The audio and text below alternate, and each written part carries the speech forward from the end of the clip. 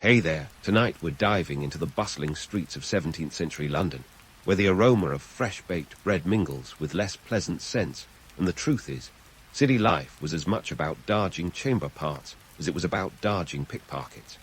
If these stories help you unwind, I'd love a quick like or subscribe, but only if they're genuinely working for you. I'm curious where in the world you're listening from, so drop your location and local time in the comments. It's amazing seeing our little community span the globe through these historical tales. Now make yourself cozy, maybe adjust your room temperature or get that cup of tea, and let's explore tonight's tale together. You jolt awake to the sound of a fruit vendor bellowing in Covent Garden, a cacophony that would make a modern alarm clock sound like a lullaby. Welcome to 17th century London, where the air smells of horse dung, chimney smoke, and a faint whiff of everyone's favorite designer perfume, unwashed humanity. It's a city teeming with life, and regrettably, the germs that come with it. But hey, what's a little bubonic plague between friends? Your day starts not with a comforting cup of coffee, but with a trip to the local public pump. Oh, you thought you'd just turn on a tap? Not a chance. Instead, you join the early morning parade of Londoners, all armed with buckets, heading to fetch their daily water. It's a communal ritual, and by communal, I mean it's the perfect opportunity to catch up on the latest gossip, or perhaps overhear some juicy tidbits from the local scandalmonger. The water itself, though, is a murky mystery. Fresh from the River Thames, it's more tea-coloured than clear, and there's a good chance it's seen more action than you'd like to think about. But with no purification system, it's what you've got, so bottoms up. Let's talk breakfast, or as we like to mythologize it, the most important meal of the day. In reality, unless you're part of the elite, a hearty breakfast is more aspirational than actual. You might snag a loaf of bread, which costs about a penny, cheap if you're earning a comfortable wage, but a pinch if you're scraping by on a few shillings a week. If you're feeling particularly flush, you could add some cheese or maybe even a slice of cold meat. Eggs, forget it. Those are a luxury. And if you're daydreaming of a steaming hot cup of joe, well, keep dreaming. Coffee houses are on the rise, but there are more places to hatch political schemes than grab a quick latte. Besides, a cup of coffee will set you back a penny, the same as your loaf of bread, so choose wisely. But let's not get ahead of ourselves. To even consider breakfast, you first need to navigate the economic labyrinth of the city. London's wealth disparity is as stark as the difference between a nobleman's banquet and a pauper's gruel. On one end, you've got the rich parading around in their silks and ruffs, flaunting enough lace to strangle a small horse. On the other, the common folk are hustling just to keep their heads above water. And water, as we've discussed, isn't even all that clean. The city is a living, breathing paradox. It's a place where grandeur and squalor coexist, sometimes uncomfortably close. You might find yourself stepping out of a bustling market into a narrow alley that reeks of decay and desperation. The streets are a patchwork of cobblestones and refuse, the perfect setting for the theatre of daily life, where every walk is an obstacle course. Dodge a cart here, sidestep a street urchin there, and watch out for the chamber parts being emptied from above, a not-so-subtle reminder to keep your wits about you. As you navigate the bustling streets, the sights and sounds are a sensory overload. Hawkers shout over one another, selling everything from fresh produce to dubious remedies. The din is punctuated by the clatter of hooves and the occasional cry of thief, as a pickpocket makes a dash for it. There's a constant undercurrent of energy, a feeling that anything could happen, and often does. So, dear time traveller, as you stand amidst the chaos of Covent Garden, consider yourself lucky. You're witnessing a city in transformation, a place where the modern world is just beginning to take shape. It's gritty, it's grimy, and it's gloriously alive. And while the reality might not match the romantic tales you've heard, it's far more fascinating in its raw, unvarnished truth. So strap on your boots, tighten your purse strings, and dive into the hustle and bustle. London awaits, and it's not going to wait quietly. As you weave through the bustling chaos of 17th century London, the streets themselves seem like a never-ending obstacle course, a muddy gauntlet that even the most skilled athlete would find daunting. These streets are a patchwork of cobblestones, mud, and let's be honest, some unmentionable substances that have been left to fester. It's a miracle anyone manages to get anywhere in this mess, and yet somehow they do. Take transportation, for instance. If you've got a bit of coin jangling in your pocket, you might consider hiring a hackney coach. Picture this, a creaky, horse-drawn contraption that's essentially a bumpy ride through chaos. In 1654, Captain John Bailey introduced the first official fleet of these coaches, and by the end of the century, they were all the rage, with around 700 licensed hackneys clattering through London streets. For a mere shilling, you could have the privilege of a bone-rattling journey that's only slightly less hazardous than walking. Sure, it's expensive, especially when your weekly wage might not stretch beyond a few shillings, but it's a small price to pay for not having to dodge chamber parts and horse dung. Then there's the thrill of navigating on foot, a skill that requires the deftness of a cat burglar and the patience of a saint. The streets are a cacophony of vendors hawking everything from silk ribbons to suspiciously odoriferous cures. And don't forget the carts, horses, and pedestrians all vying for a sliver of space. It's a wonder anyone ever makes it to their destination without losing a shoe, a limb, or their sanity. But this chaos is a testament to London's vibrancy, a city that's alive and kicking, even if it sometimes feels like it's kicking you in the shins. Commerce is the lifeblood of this bustling metropolis, and the markets are its beating heart. The streets teem with life as traders set up stalls, transforming cobblestone paths into veritable treasure troves of goods. Spitalfields, Smithfield, and Leadenhall are more than just names. They're bustling hubs of economic activity. Each market has its own specialty. Spitalfields is famous for its textiles, Smithfield for its meat, and Leadenhall for just about everything else. The goods aren't limited to local produce, either. Thanks to the global trade networks of the time, you might just find yourself bargaining for spices from the East Indies or sugar from the Caribbean. It's worth noting that London isn't just the chaotic, grimy city of Dickensian nightmares. It's also a vital node in a vast web of global commerce.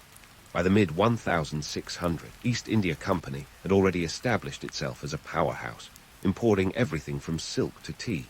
And let's not forget the role of the Royal Exchange, established in 1571 and still a buzzing hive of activity. Here, merchants and traders gather to conduct business, exchange news, and generally keep the wheels of capitalism well-oiled. But let's not romanticize it too much. The markets are not idyllic bazaars of quaint charm. They're tough, competitive arenas where bargaining is an art and survival a necessity. It's a place where the rich get richer and the poor get bartered out of their last penny. The myth of the merry market trader with a song on their lips is just that, a myth. The reality is far grittier, with everyone hustling to make a living in a world that often seems stacked against them. If you're feeling parched after all that haggling, you might be tempted to step into one of the city's burgeoning coffee houses. These are not the cozy, Wi-Fi-equipped havens of today, but rather centers of lively debate and political intrigue. Coffee houses are where the movers and shakers of society gather to sip their penny-a-cup brews and plot the next big move. The first coffee house opened its doors in 1652, and by the end of the century, there were over 500 scattered throughout the city. They've been dubbed penny universities, for good reason. One sip of coffee buys you entry into a world of ideas, gossip, and sometimes revolutionary plots. But don't be fooled into thinking these are egalitarian spaces.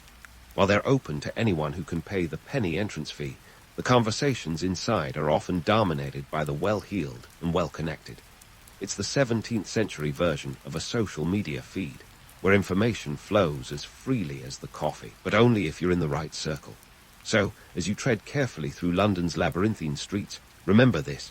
Every corner you turn, every market you pass, every hackney coach you dodge, is part of a grand tapestry of commerce and chaos. It's a city alive with the promise of opportunity and the peril of poverty, a place where fortunes can be made, or lost, in the blink of an eye. And while it might not match the romanticized visions of history books, it's far more fascinating in all its raw, unvarnished reality. So keep your wits about you, because in 17th century London, anything can happen, and often does. Now that you've dodged enough horse dung to last a lifetime, and waded through the bustling markets where haggling is a full-contact sport, it's time to answer that grumbling in your stomach. Lunchtime in 17th century London is an event in itself, and there's no better place to dive into the culinary chaos than a local tavern. These lively establishments are more than just pit stops for food and drink.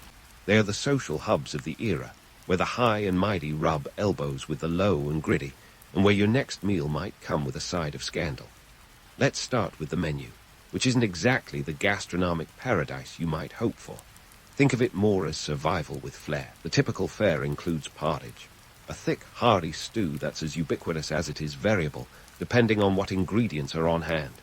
It's a mishmash of grains, vegetables, and maybe a bit of meat if the gods are smiling on you that day. If you're feeling fancy, you might indulge in a pie, filled with eels or beef, a true testament to the English love for wrapping everything in pastry. And speaking of indulgence, oysters are a common sight, and far from the luxury item they are today, considered the street food of the sea. The cost of a meal. Well, for a few pennies, you could fill your belly with some solid, if not exactly Michelin-starred, sustenance. A pint of ale, the go-to beverage that's safer than water, will set you back another penny or two. Ale is the lifeblood of the tavern, quenching thirsts and loosening tongues. So much so that by 1660, London boasts over 2,000 alehouses, taverns and inns. It's a wonder anyone ever found their way home. Ah, the tavern, often romanticized as the intellectual and literary epicenter of the time. Picture a dimly lit room filled with the smoke of clay pipes, a cacophony of laughter, and the occasional clinking of tankards. But before you get too cozy with this image, let's debunk some myths. While writers like Samuel Pepys might jot down their musings over a drink, these establishments are far less like the hallowed halls of academia and more like the Wild West with a British accent. Taverns are raucous places where arguments flare up faster than a candle in a draught. The reality is, the tavern is a melting pot of society, a place where social classes collide in a haze of ale and ambition. You'll find everyone from merchants and craftsmen to sailors and thieves. It's where deals are struck, alliances formed, and occasionally a brawl or two breaks out. The staff, often overworked and underpaid, navigate the chaos with the deftness of a tightrope walker juggling flaming torches. For them, it's a daily grind that's less about camaraderie and more about keeping the peace and the ale flowing. Let's not forget the political undercurrents that simmer just beneath the surface. Taverns are the heartbeds of gossip, the unofficial newsrooms of the day, where the latest political intrigue is dissected over a pint. The restoration of Charles Roman II in 1660, for instance, is a hot topic, with everyone and their dog having an opinion on the monarchy's return.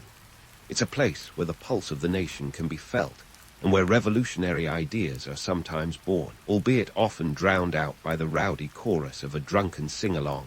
But despite, or perhaps because of, the chaos, there's an undeniable charm to these establishments. They're the beating heart of the city, where life is lived in all its messy, noisy glory. It's a space where you can be a nobody and a somebody all at once, where fortunes can change over a game of dice or a whispered conversation in a dark corner. The romanticized image of the tavern as a literary haven isn't entirely off base. It's just that the reality is far more colorful and chaotic than the stories suggest. So, as you sit back with your mug of ale and your bowl of pottage, take a moment to soak in the atmosphere. This is a snapshot of life in 17th century London, a city constantly in motion, a place where history is made not in grand palaces or hallowed halls, but in these bustling, boisterous taverns. And while it may not exactly fit the picture-perfect image of a bygone era, it's far more fascinating for its raw, unfiltered truth. As you finish up your meal and prepare to head back into the fray, remember, in a city like London, the next adventure is just around the corner, and it's sure to be as unpredictable as the last. As you finish up your meal and prepare to head back into the fray, remember, in a city like London, the next adventure is just around the corner, and it's sure to be as unpredictable as the last. Speaking of adventure, let's stroll through the tangled web of politics and social strife that's as much a part of London's heartbeat as its bustling taverns and chaotic markets.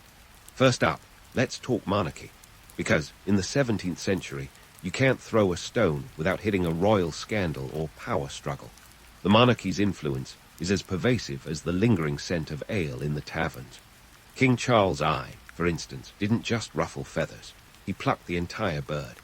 His reign, lasting from 1625 until his decidedly undignified execution in 1649, was marked by a little event known as the English Civil War. This wasn't your garden variety spat. It was a full-blown family feud that tore the country apart. The war pitted royalists, those die-hard fans of the king, against parliamentarians, who were more than a little fed up with Charles's autocratic tendencies and his knack for racking up debt like a 17th century shopaholic. Now, here's a juicy tidbit. Charles's penchant for ruling without parliament, he famously dissolved it 3 times, didn't exactly endear him to his subjects. By 1642, things got ugly. The English Civil War erupted, lasting until 1651, a decade of chaos where brother fought brother, and the very fabric of English society was ripped to shreds.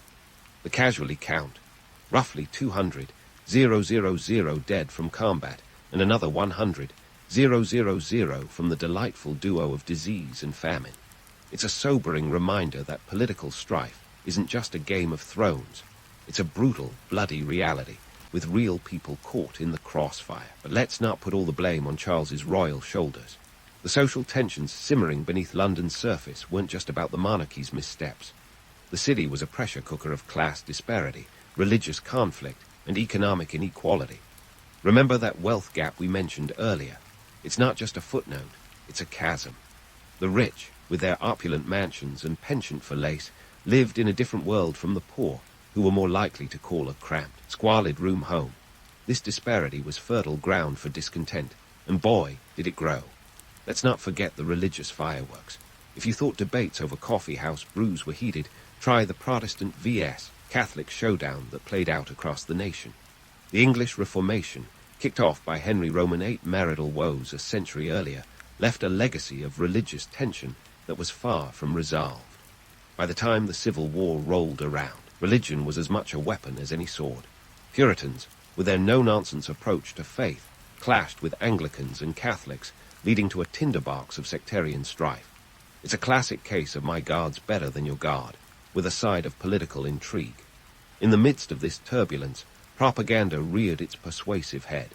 The printing press, that revolutionary 15th century invention, had become the 17th century's version of Twitter, spreading pamphlets and broadsheets faster than you can say fake news.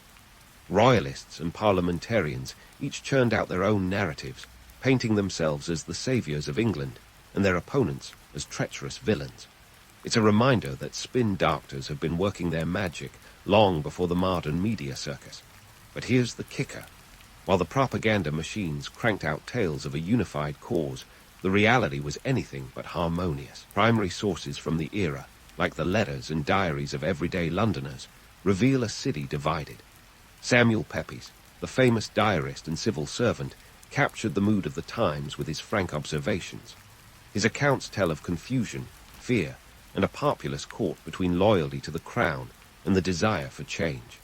It's a raw, unfiltered glimpse into the psyche of a city on the edge, where loyalty could mean life or death, and where the lines between friend and foe blurred like the London fog. As the afternoon sun casts long shadows over the cobbled streets, it's clear that London in the 17th century was a city of contrasts. The myth of a unified, harmonious metropolis is just that, a myth. In reality, it was a battleground of ideas, a melting pot of cultures and classes, and a testament to the chaotic beauty of human resilience. The streets may be paved with mud and mayhem, but they're also lined with stories of survival, defiance, and the unyielding spirit of a city that refused to be broken. So as you wander through London's labyrinthine alleyways, remember that every stone, every corner, holds the echoes of a tumultuous past. The political landscape was as complex as the city itself, a tapestry of conflict and cooperation, of propaganda and reality. And while the myths may paint a picture of unity, the truth is far more nuanced and infinitely more fascinating. Keep your eyes and ears open, because in this city of contrasts, the next chapter is just waiting to be written, and it's bound to be as thrilling as the last.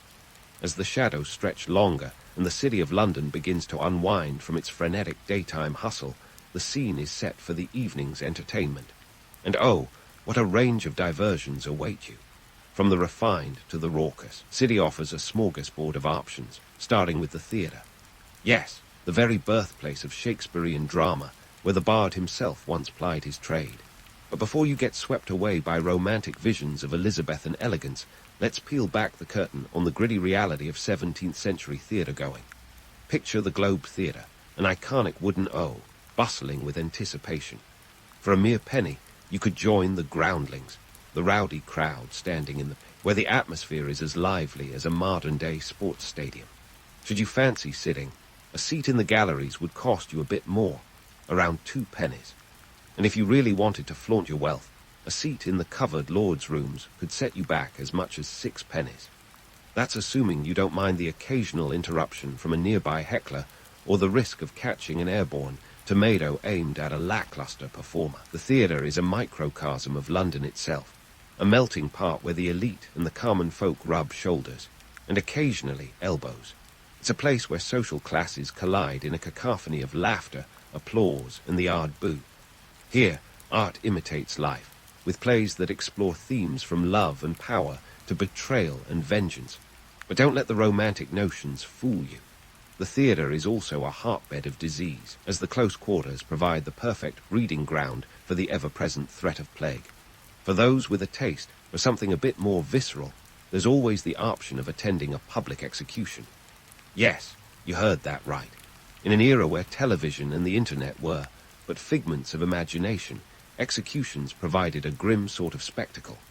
The gallows at Tyburn was the place to be, drawing crowds that would make a modern-day concert look sparse. It's a stark reminder of the harshness of the justice system, where crimes ranging from murder to petty theft could lead to a very public demise. The costs here are more than just monetary. While the spectacle is free, the price paid by those who stand accused is much steeper. It's a social event, yes, but also a sobering reflection of the era's brutal realities. The crowd might cheer or jeer, but there's no denying the chilling undercurrent of fear and fascination. It's a stark reminder of the thin line between order and chaos, and the lengths to which society will go to maintain it. Yet, even amid the gallows' grim shadow, London buzzes with cultural vibrancy. The same city that witnesses executions by day also pulses with music and merriment by night. Alehouses and taverns come alive with the sound of fiddlers and the clinking of mugs. For a few pennies, you could enjoy a night of revelry, dancing, and perhaps a bit of gambling. It's a world where fortunes are as fleeting as the candlelight flickering against the tavern walls. These evening entertainments paint a picture of a city that's as much about survival as it is about celebration. The myths of a refined, cultured London are tempered by the reality of a city where grit and grandeur exist side by side. The theatre might showcase the heights of human creativity, but it's also a reminder of the societal divides that run deep.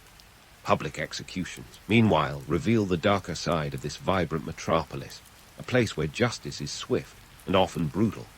As we reflect on the enduring myths and harsh truths of 17th century London, it's clear that the city is a paradox.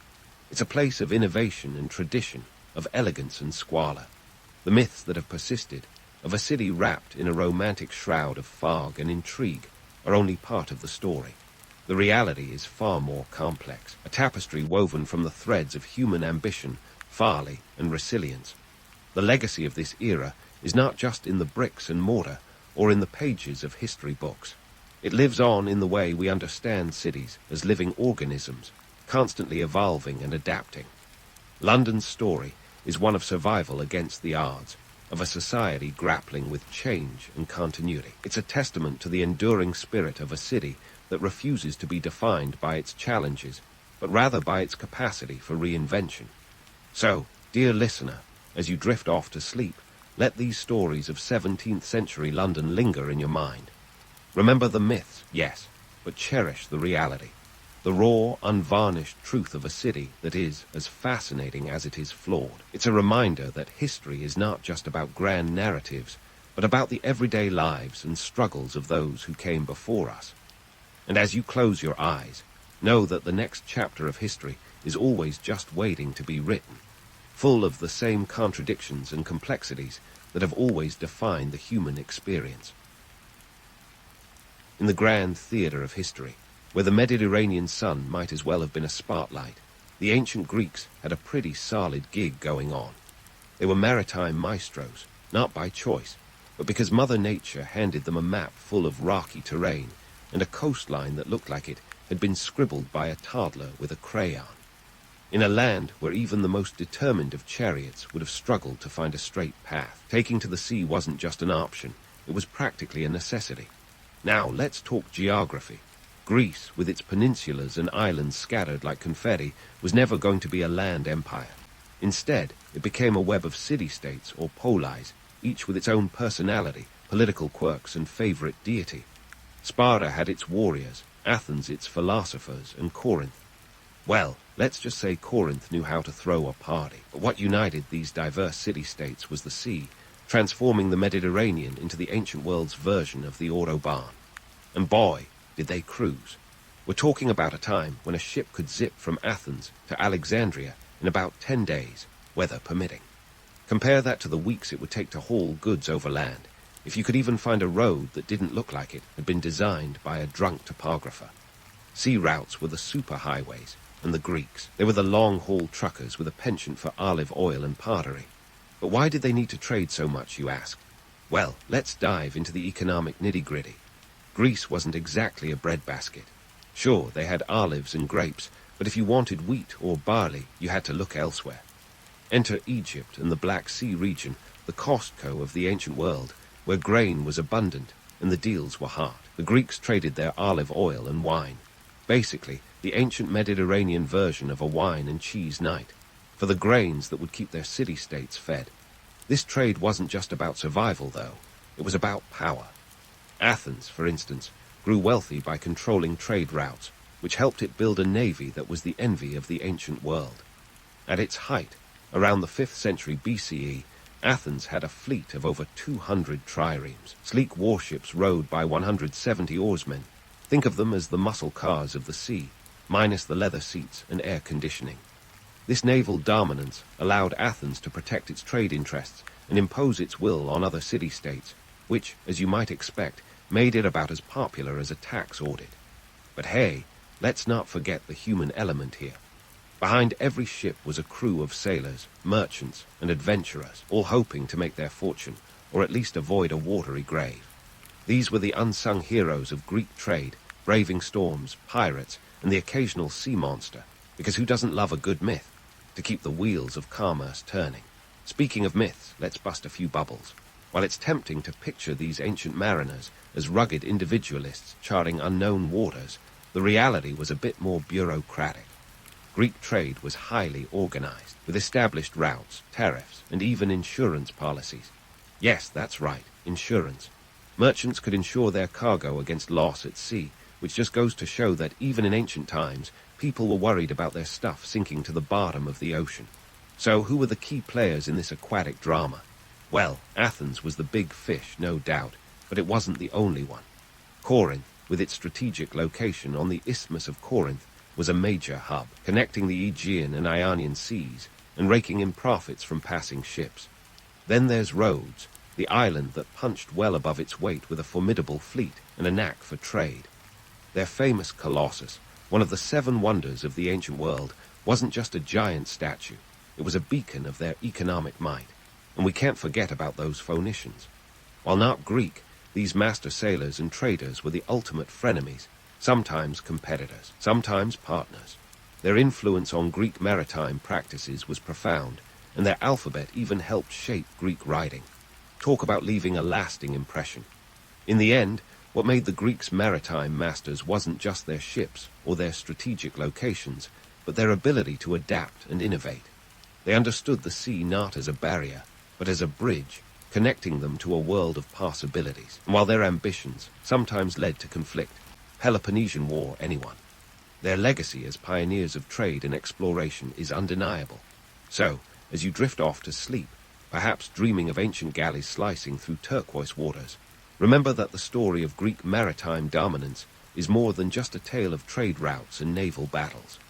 It's a testament to human ingenuity and the eternal drive to explore, connect, and thrive, no matter the odds. And as our imaginary sails catch the wind and pull us into the vast expanse of ancient Greek maritime prowess, let's take a closer look at the workhorses of this seafaring saga, the ships themselves. Now, don't go picturing cruise liners with all-you-can-eat buffets and shuffleboard tournaments. Instead, think lean, mean trading machines. The Greeks had a variety of vessels, but the trireme was the rock star of the ancient seas. This bad boy was a sleek, fast, and deadly warship, equipped to carry about 200 people, including 170 rowers stacked in 3 tiers. If you think your morning commute is bad, try being crammed into a wooden bench with 2 other sweaty sailors, working in unison like a human engine room. But let's switch gears to the merchant ships, the trusty cargo haulers of the Aegean.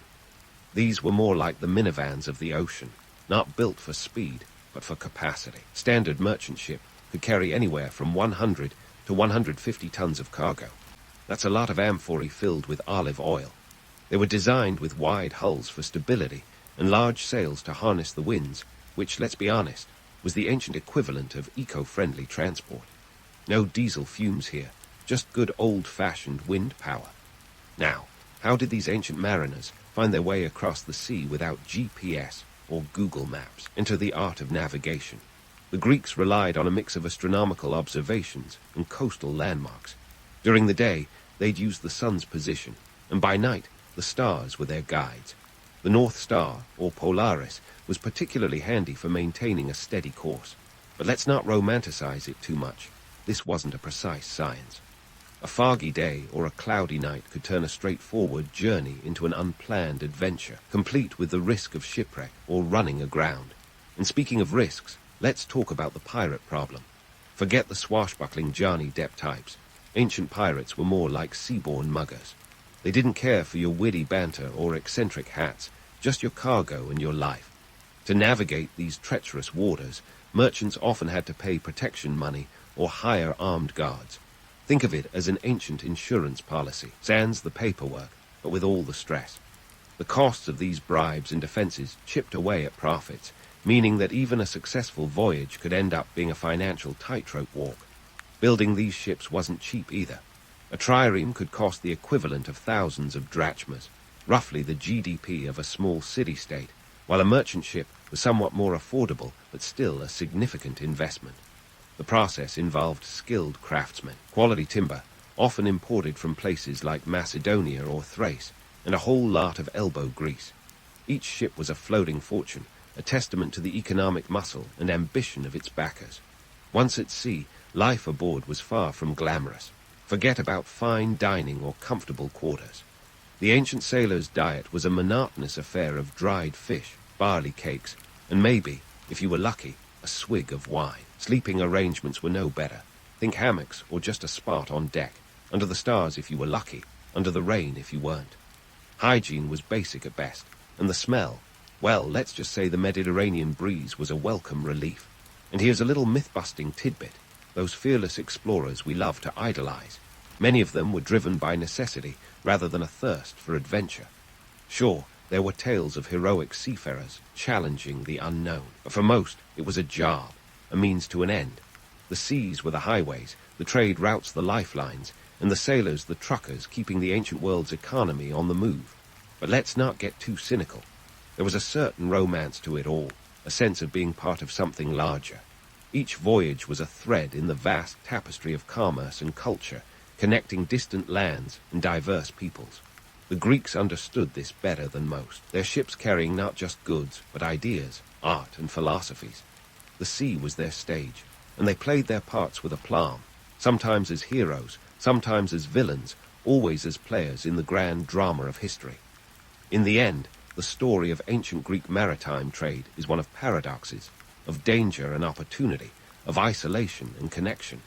It's a tale of human ingenuity and resilience, of the relentless drive to explore, to trade, to succeed against the odds. And as we prepare to delve deeper into this world of ancient waterborne adventures, remember, the seas may have been unpredictable, but the Greeks knew how to navigate both the waters and the challenges they faced, leaving a legacy that echoes through time. Now, with the sea breeze still tickling our imagination, let's plunge into the nitty-gritty of Greek trade routes and their economic impact. Picture Athens, gleaming like a sun-soaked jewel, a city that learned to weave wealth from the very waves that lapped its shores. Athens wasn't just about democracy and philosophy. It was where trade routes converged like eager gossipers at a symposium. And what was the chatter all about? Goods, glorious goods, olive oil, wine, and pottery, the holy trinity of ancient Greek commerce. Olive oil was the gold of the Mediterranean, and Athens had struck it rich.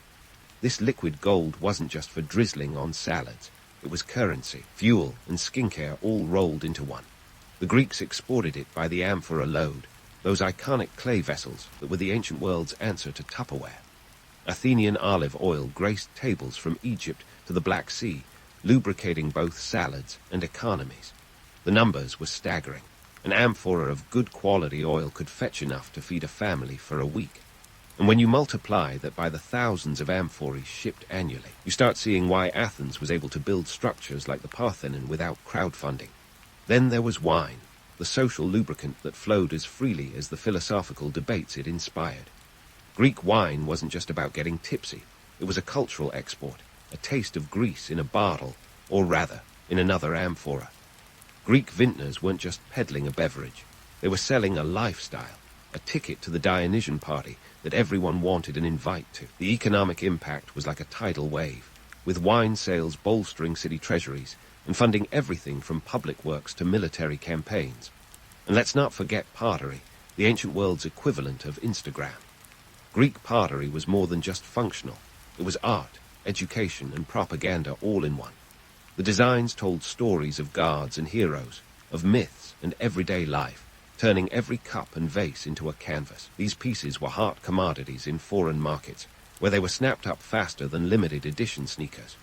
The profits from pottery were a boon to cities like Athens and Corinth, financing their growth and influence. Speaking of Corinth, let's steer our ship in their direction. Nestled on the narrow isthmus of Corinth, this city-state was a trade titan, sitting astride the land bridge that connected mainland Greece with the Peloponnese. Corinth was the toll booth of the ancient world, charging ships for the privilege of being dragged across the isthmus on the famous Dialkos, a stone trackway that was the precursor to the Panama Canal. This genius bit of engineering saved sailors the perilous journey around the Peloponnese, and it made Corinth fabulously wealthy. We're talking about a city that once minted its own currency, the Corinthian stater, which jingled in the pockets of traders across the Mediterranean. The economic muscle flexed by Athens and Corinth wasn't just about money. It was about power. Wealth allowed these city-states to build formidable navies, exert influence, and play a starring role on the political stage. The Athenian Empire, for example, wasn't built on mere ambition. It was underpinned by the Delian League, a coalition of city-states that paid tribute to Athens in exchange for protection. This tribute, collected in silver talents, filled Athenian coffers and funded not only military might, but also cultural projects that defined the city. Trade wasn't just a financial transaction, it was the lifeblood of Greek culture. As ships crisscrossed the Mediterranean, they weren't just carrying goods, they were transporting ideas, art, and philosophies. The Greeks were cultural pollinators, spreading their influence like a viral meme. The Mediterranean became a melting pot where Greek ideas mingled with those of Egypt, Persia, and Rome. It was a cross-pollination that gave birth to new art forms, scientific advancements, and philosophical debates that shaped Western civilization. But let's not romanticize this too much. For all its benefits, this cultural exchange wasn't always a two-way street. The Greeks were as much about cultural dominance as they were about dialogue. They were the influencers of their age, exporting their ideals with a zeal that sometimes bordered on arrogance. The spread of Greek culture often came at the expense of local traditions, a historical echo that resonates with the cultural imperialism debates of today. Now, let's debunk a myth or two. The image of Greeks as noble traders is tempting, but the reality was more complex. Trade was as cutthroat as it was lucrative. City-states guarded their trade secrets like a dragon hoarding gold, and espionage was as much a part of business as bargaining. Merchants were the Wall Street brokers of their time, navigating a world of fluctuating markets and unpredictable risks. The stakes were high, and failure could mean financial ruin or worse. Yet, despite the dangers, or perhaps because of them, trade was a driving force that propelled Greek society forward. In conclusion, not really, because we're just getting started. Greek trade routes were the arteries that pumped life into the ancient economy. They transformed city-states into powerhouses, spread culture like wildfire, and left a legacy that still ripples through our modern world. As we sail further into this historical journey, remember that the story of Greek trade is more than just a ledger of profits and losses. It's a saga of ambition, innovation, and the eternal quest to connect across the blue expanse of the Mediterranean. So, hoist the sails and prepare to explore new horizons, because the adventure is far from over. Now, as we sail further into this historical journey, let's not ignore the murkier depths of Greek maritime dominance. It wasn't all smooth sailing and trade winds. Nope, this was an era where the Mediterranean hosted more drama than a reality TV show reunion. Let's dive into the darker side: piracy, naval battles, and the environmental hangover of all that trade. Imagine the ancient seas as a perilous arena where city-states clashed like rival gangs, each trying to outmuscle the other for control of trade routes. Let's talk piracy first. These weren't your charming rogues with a flair for eyeliner and rum. Ancient pirates were more like the cutthroat muggers of the sea. They didn't sing shanties or bury treasure. They boarded your ship, took your stuff, and left you for the fish. The Mediterranean was infested with these sea bandits, and for merchants, it was a constant game of dodge the pirate. Protection wasn't cheap. Merchants had to fork out hefty sums to hire mercenaries or pay off would-be attackers. This wasn't just a financial drain. It was a full-scale economic leech, siphoning profits faster than you could say ah. Now, onto naval battles. If you thought road rage was bad, try sea rage. The Athenian navy, at the height of its power in the 5th century BCE, boasted over 200 triremes. These weren't just ships. They were floating fortresses designed to bash, crash, and splash their way to victory. Naval battles were brutal affairs, with ships ramming into each other like heavyweight boxers. The Battle of Salamis in 480 BCE is a prime example. The Greeks, outnumbered but not outmaneuvered, used their nimble ships to trap the Persian fleet in the narrow straits. It was a strategic masterstroke that saved Greece from becoming a footnote in Persian history books. But hey, let's not get too carried away with tales of heroism. The reality of war was grim. Casualties were high, and the costs were astronomical. Building a single trireme could set you back about a talent of silver, enough to pay a soldier for 20 years. Maintaining a fleet was like feeding a herd of hungry hippos. It drained resources and stretched city treasuries to the breaking point. Now, about those environmental costs. You didn't think ancient trade was all eco-friendly, did you? Between deforestation for shipbuilding and the environmental strain of bustling ports, the Greeks were giving Mother Nature a run for her money. Forests across the Mediterranean were felled to provide timber for ships, leaving behind barren landscapes. The demand for resources was insatiable, and the Greeks, like overzealous party hosts, kept burning through their natural wealth. Political tensions were the sour cherries on this turbulent Sunday. City-states squabbled over trade like kids over a broken toy. The Peloponnesian War was in many ways a clash of economic titans. Athens and Sparta, with their allies in tow, went head-to-head in a conflict that lasted nearly 3 decades, from 431 to 404 BCE. This wasn't just a military showdown. It was a war fueled by trade rivalries, economic embargoes, and a mutual desire to knock the other off their pedestal. Trade alliances were as fickle as ancient weather forecasts. City-states switched sides faster than you can say drachma, driven by shifting allegiances and strategic calculations. The Delian League, originally a cooperative of Greek city-states led by Athens, became more of an Athenian empire. Member states paid tribute under the guise of mutual protection, but the reality was more like a protection racket. This didn't sit well with everyone, leading to betrayals that would make even Shakespeare blush. Take the case of Corcyra, a Corinthian colony that decided to rebel against its mother city and ally with Athens. This sparked the Battle of Sybota in 433 BCE, a naval skirmish that pushed Greece closer to full-scale war. The incident was emblematic of the era's complexity. Alliances were not just about friendship, but strategic interests. The Greeks played a real-life game of risk, with each move calculated to gain advantage or prevent others from gaining it.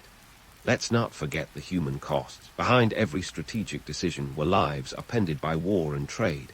Seafaring wasn't a glamorous gig. Sailors faced the constant threat of drowning, disease, or capture by pirates. Merchant families lived with the anxiety of waiting for ships that might never return. And yet they persisted, driven by necessity, ambition, or maybe just plain stubbornness.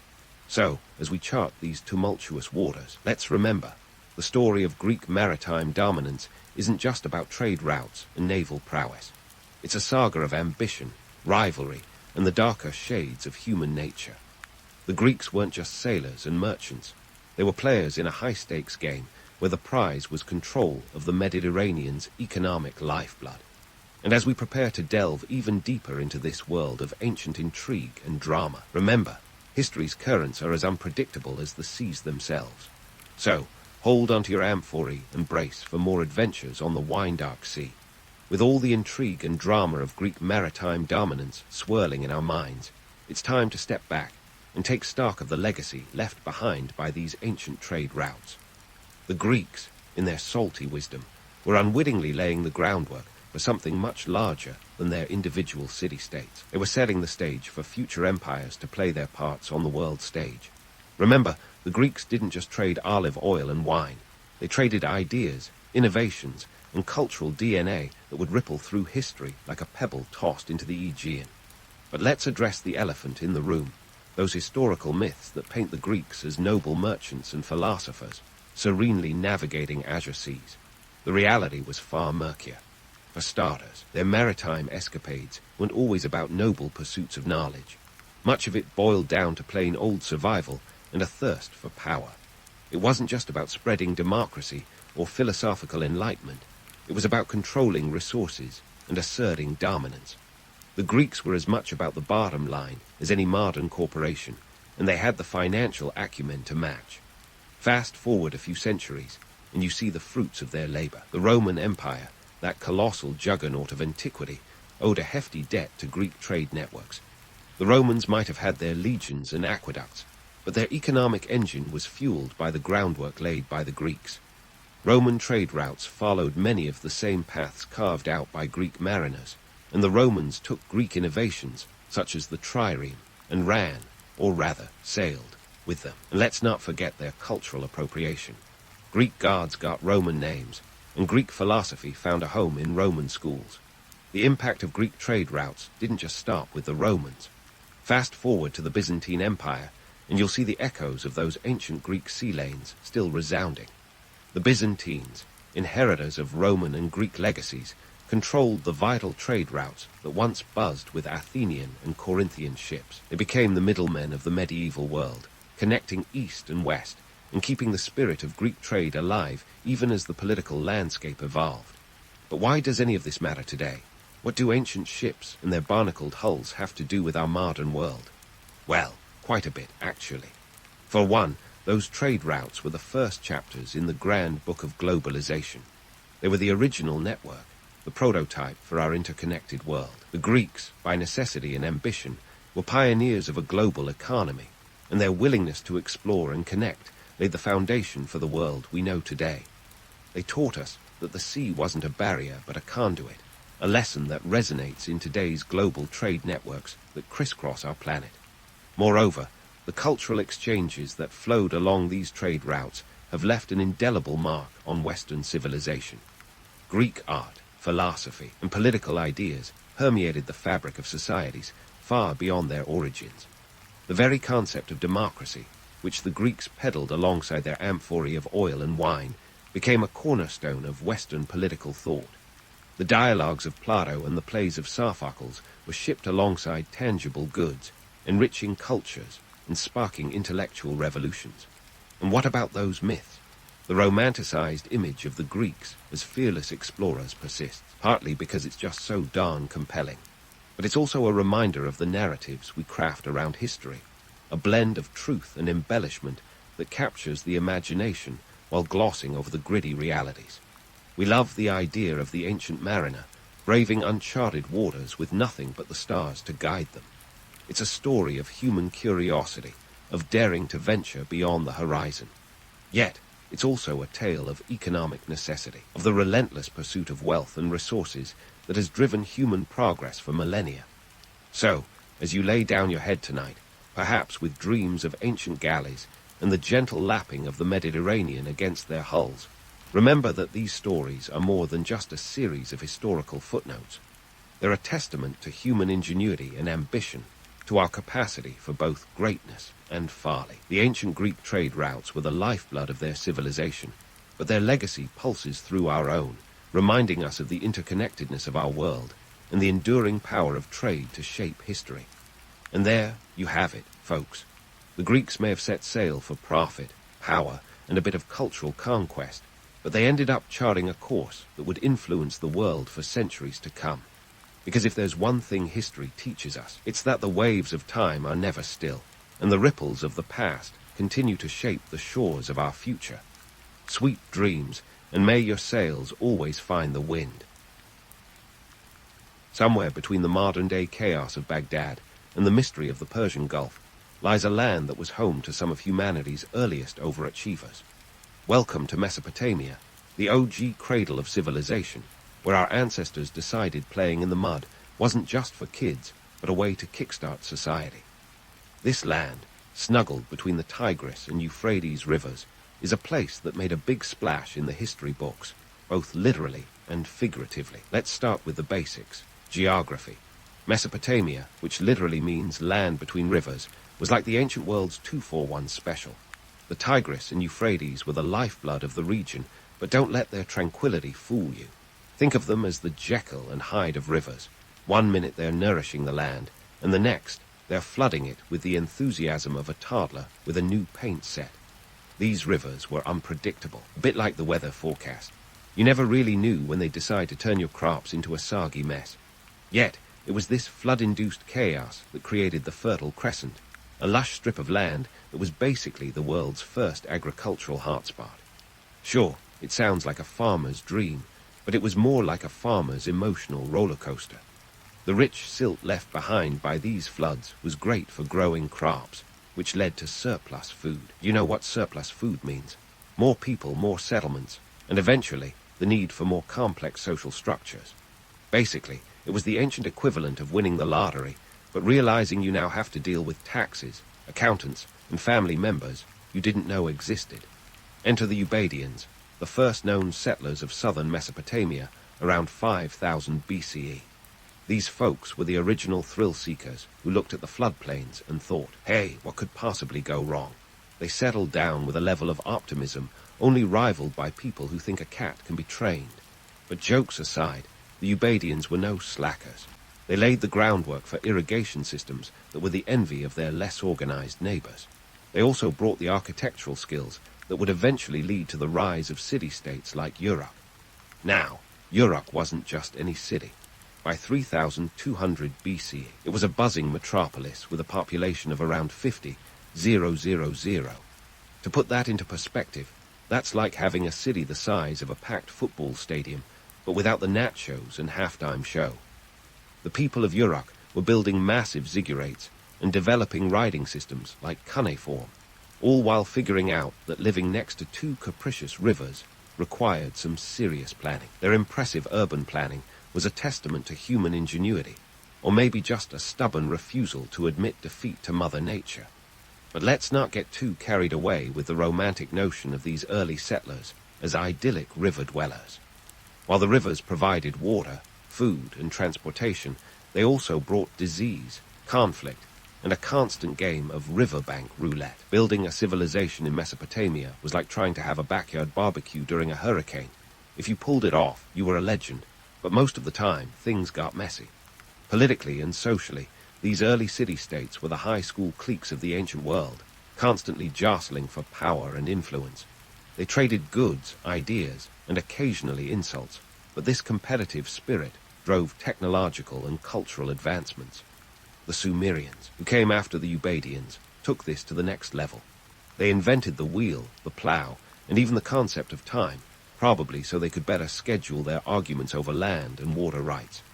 In the grand tapestry of history, Mesopotamia is a place where human ambition, resilience, and an occasional lack of foresight played out on a muddy stage. It was a land of contradictions, fertile yet treacherous, advanced yet consistently on the brink of disaster. This is where civilization as we know it got its start, thanks to those who looked at a floodplain and saw not just a challenge, but an opportunity. So, next time you're stuck in traffic or watching the rain pour down outside, remember the Ubaidians and their successors. They didn't just survive the chaos, they thrived in it, laying the foundations for everything from legal codes to literature. They remind us that sometimes the best stories start with a little mud, a lot of water, and an unshakable belief that you can build something great, even if it means getting your feet wet along the way. And just like that, the Ubaidians' mud-splattered legacy set the stage for Uruk to become the Las Vegas of ancient Mesopotamia. Minus the neon lights and Elvis impersonators. We're dialing the time machine back to around 4500 BCE, when Uruk was on the cusp of an urban explosion that would make even the most ambitious city planners raise an eyebrow. This wasn't just a blip on the historical radar. It was a full-on urban renaissance that put Uruk on the map as one of the first great cities in human history. Uruk was more than just a collection of huts and markets. By 3200 BCE, it was a bustling metropolis boasting a population of around 50,000, a figure that might not seem staggering by today's standards, but in a world without skyscrapers or steel, it was monumental. Imagine trying to manage a city that size when your main form of long-distance communication was yelling across the fields.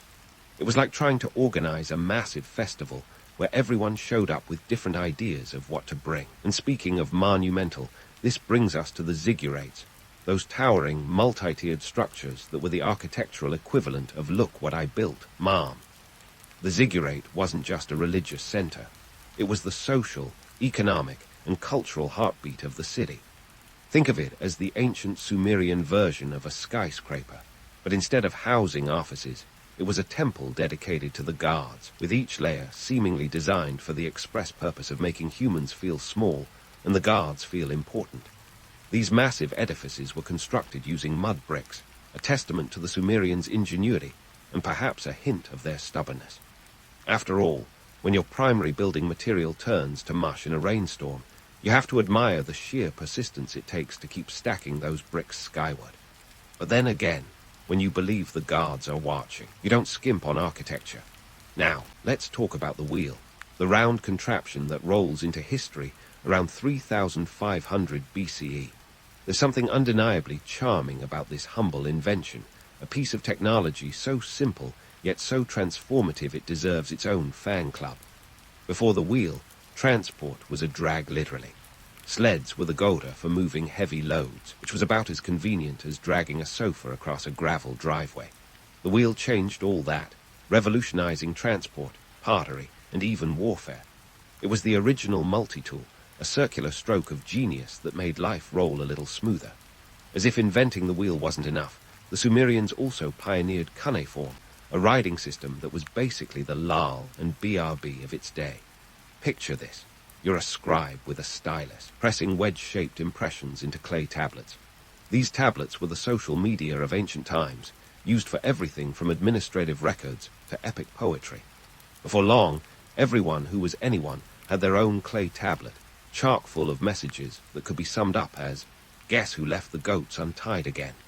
Cuneiform was a game-changer, turning oral traditions into written records and cementing the Sumerians' place in history. It's funny to think that what started as a practical tool for keeping track of grain rations and tax obligations eventually evolved into a medium for creative expression. Who knew that the first tweets were actually written on clay? But let's not forget the social hierarchy that made all these advancements possible. Uruk wasn't a free-for-all. It was a well-oiled machine powered by a strict social order. At the top of the pyramid were the kings, or En, and Lugal, for you Sumerian language enthusiasts. These rulers weren't just figureheads. They were seen as earthly representatives of the gods, wielding divine authority to keep the peace, or start a war, depending on their mood. Below the kings were the priests and priestesses who maintained the ziggurats and performed rituals to appease the gods. Next came the scribes, the original data entry specialists who kept the wheels of bureaucracy turning. Artisans and craftsmen filled the middle ranks, producing everything from pottery to jewelry, while farmers and laborers formed the backbone of the economy. And at the very bottom, you had the slaves, whose contributions often went uncredited, much like the guy who cleans out the ziggurate's gutters.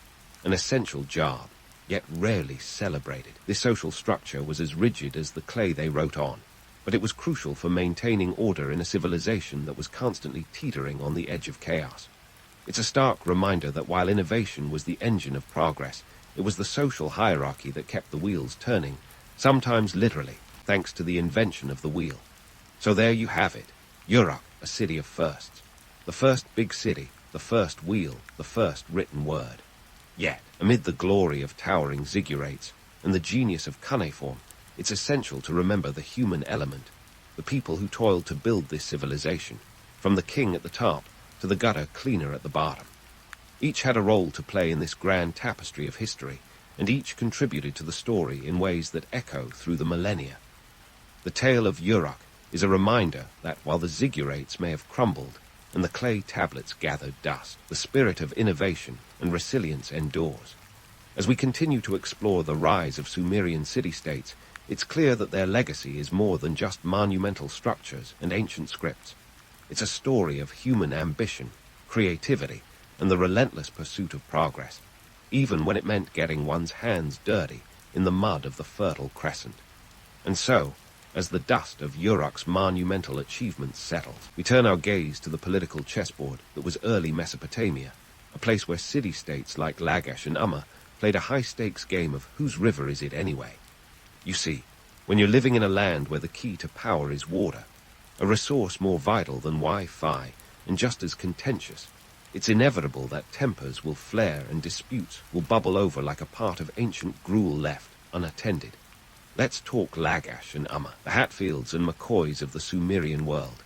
These two city-states were locked in a perpetual squabble over the fertile lands between them, a strip of property known as the Guedin. The main bone of contention, water rights. Now, water disputes might sound mundane, but in ancient Mesopotamia, they were the stuff of epic drama. Think of it as the original Game of Thrones, but with less dragons and more irrigation ditches. The conflict between Lagash and Umma was so fierce it made today's office politics look like a friendly game of chess.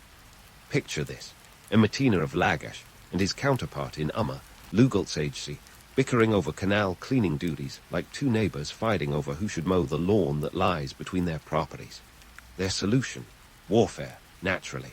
In one memorable spat around 2450 BCE, Lagash, under the leadership of Inartum, decided the best way to solve a boundary dispute was by marching an army into Umma. Their battle tactics were as straightforward as they were brutal. Think more blunt force trauma than strategic maneuver. And what about diplomacy, you ask? Well, the Mesopotamians were pioneers in that department too. It was less about peace treaties and more about ensuring your dagger was sharp while you smiled across the negotiation table. For example, the Stele of the Vultures, a stone monument from Lagash, is basically an ancient PR statement carved in rock, boasting about a victory over Umma. Inartum, ever the diplomat, had it inscribed with his triumphs, ensuring that everyone knew exactly who was boss, at least until the next skirmish. But just as Lagash and Umma were perfecting their art of neighborly disputes, a new player was about to enter the scene, and he was about to make their petty squabbles look like a friendly game of patty cake. Enter Sargon of Akkad, the original empire builder who would have made even the most ambitious real estate mogul blush. Sargon's rise to power was the stuff of legend, a rags-to-riches tale that began around 2334 BCE. Born an orphan and raised by a gardener, Sargon didn't just want a piece of the Mesopotamian pie.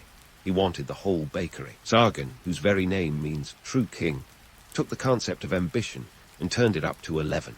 He founded the Akkadian Empire, the world's first known empire, by uniting the fractious city-states under a single banner.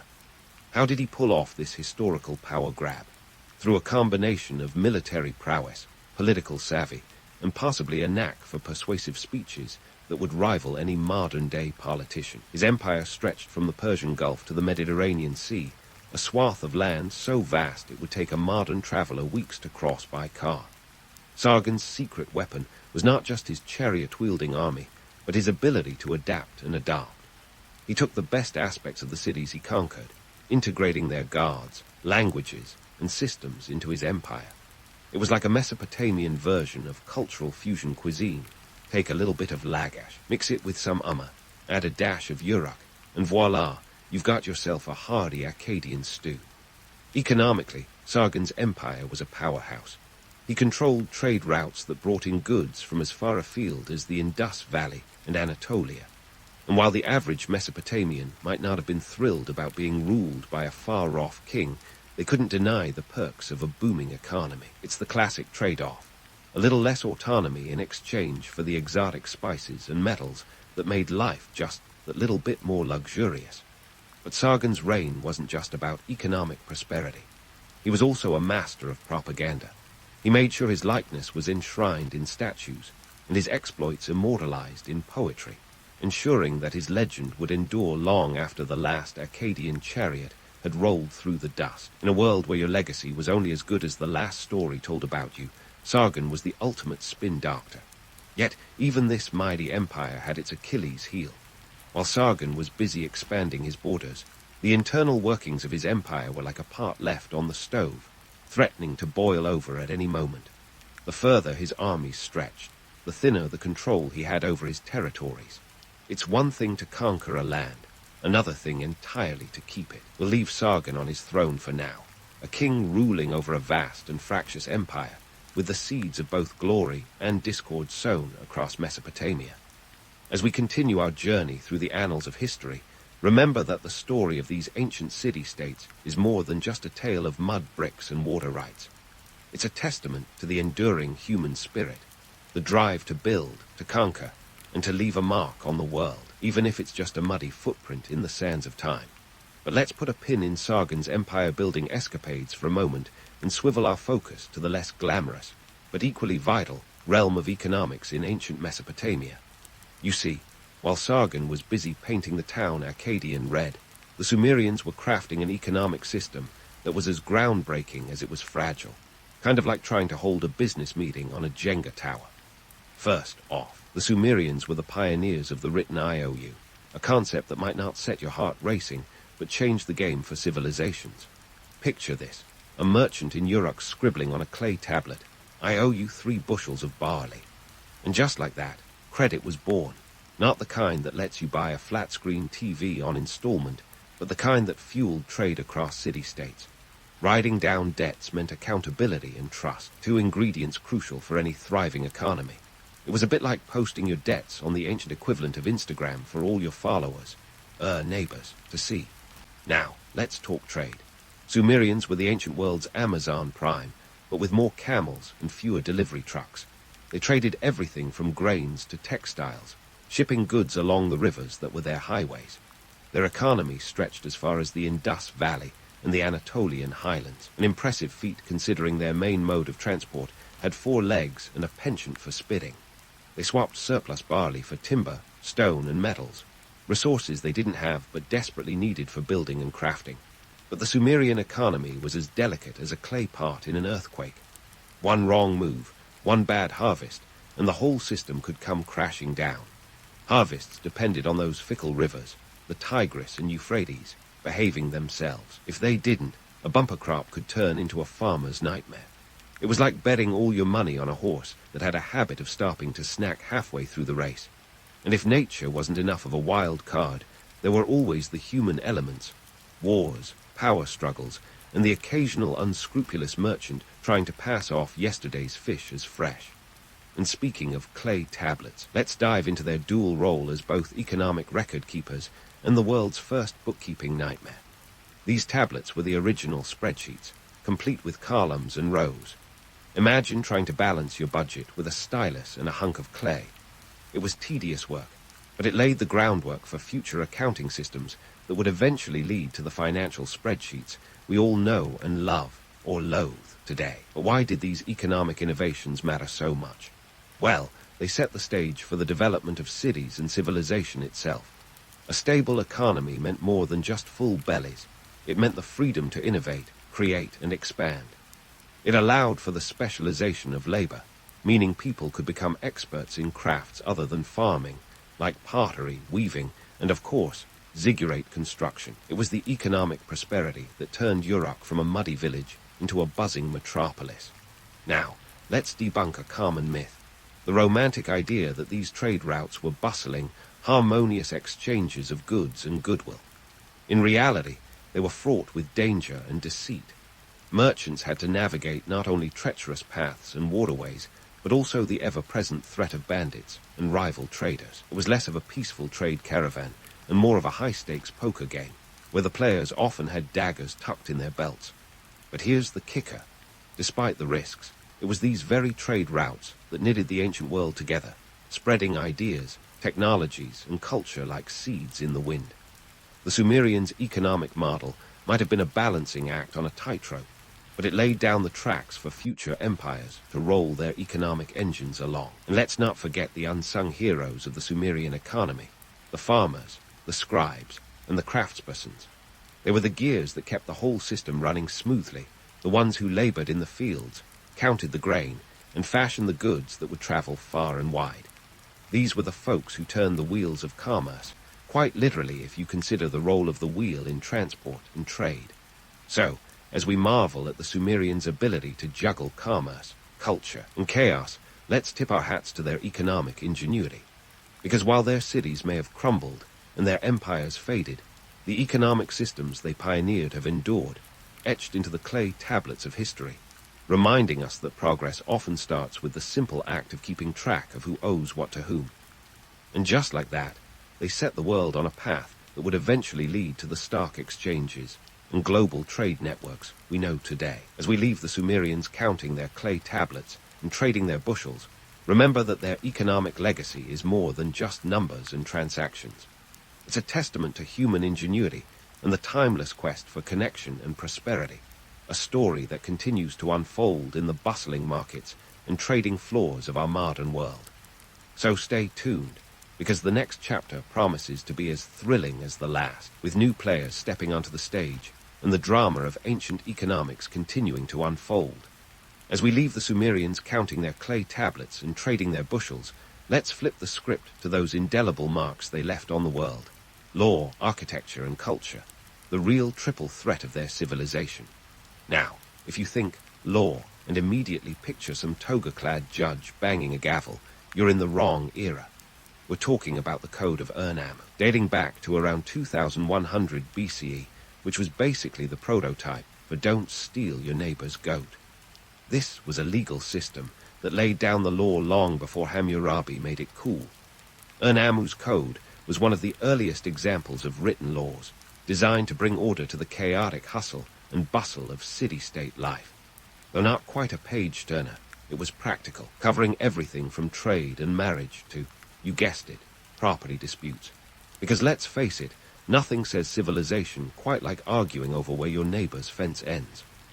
On the architectural front, the Sumerians were like the original DIY enthusiasts, except their projects didn't involve assembling flat-pack furniture, but constructing massive ziggurats. These architectural marvels dominated the skyline, and were the ancient equivalent of a neon sign flashing.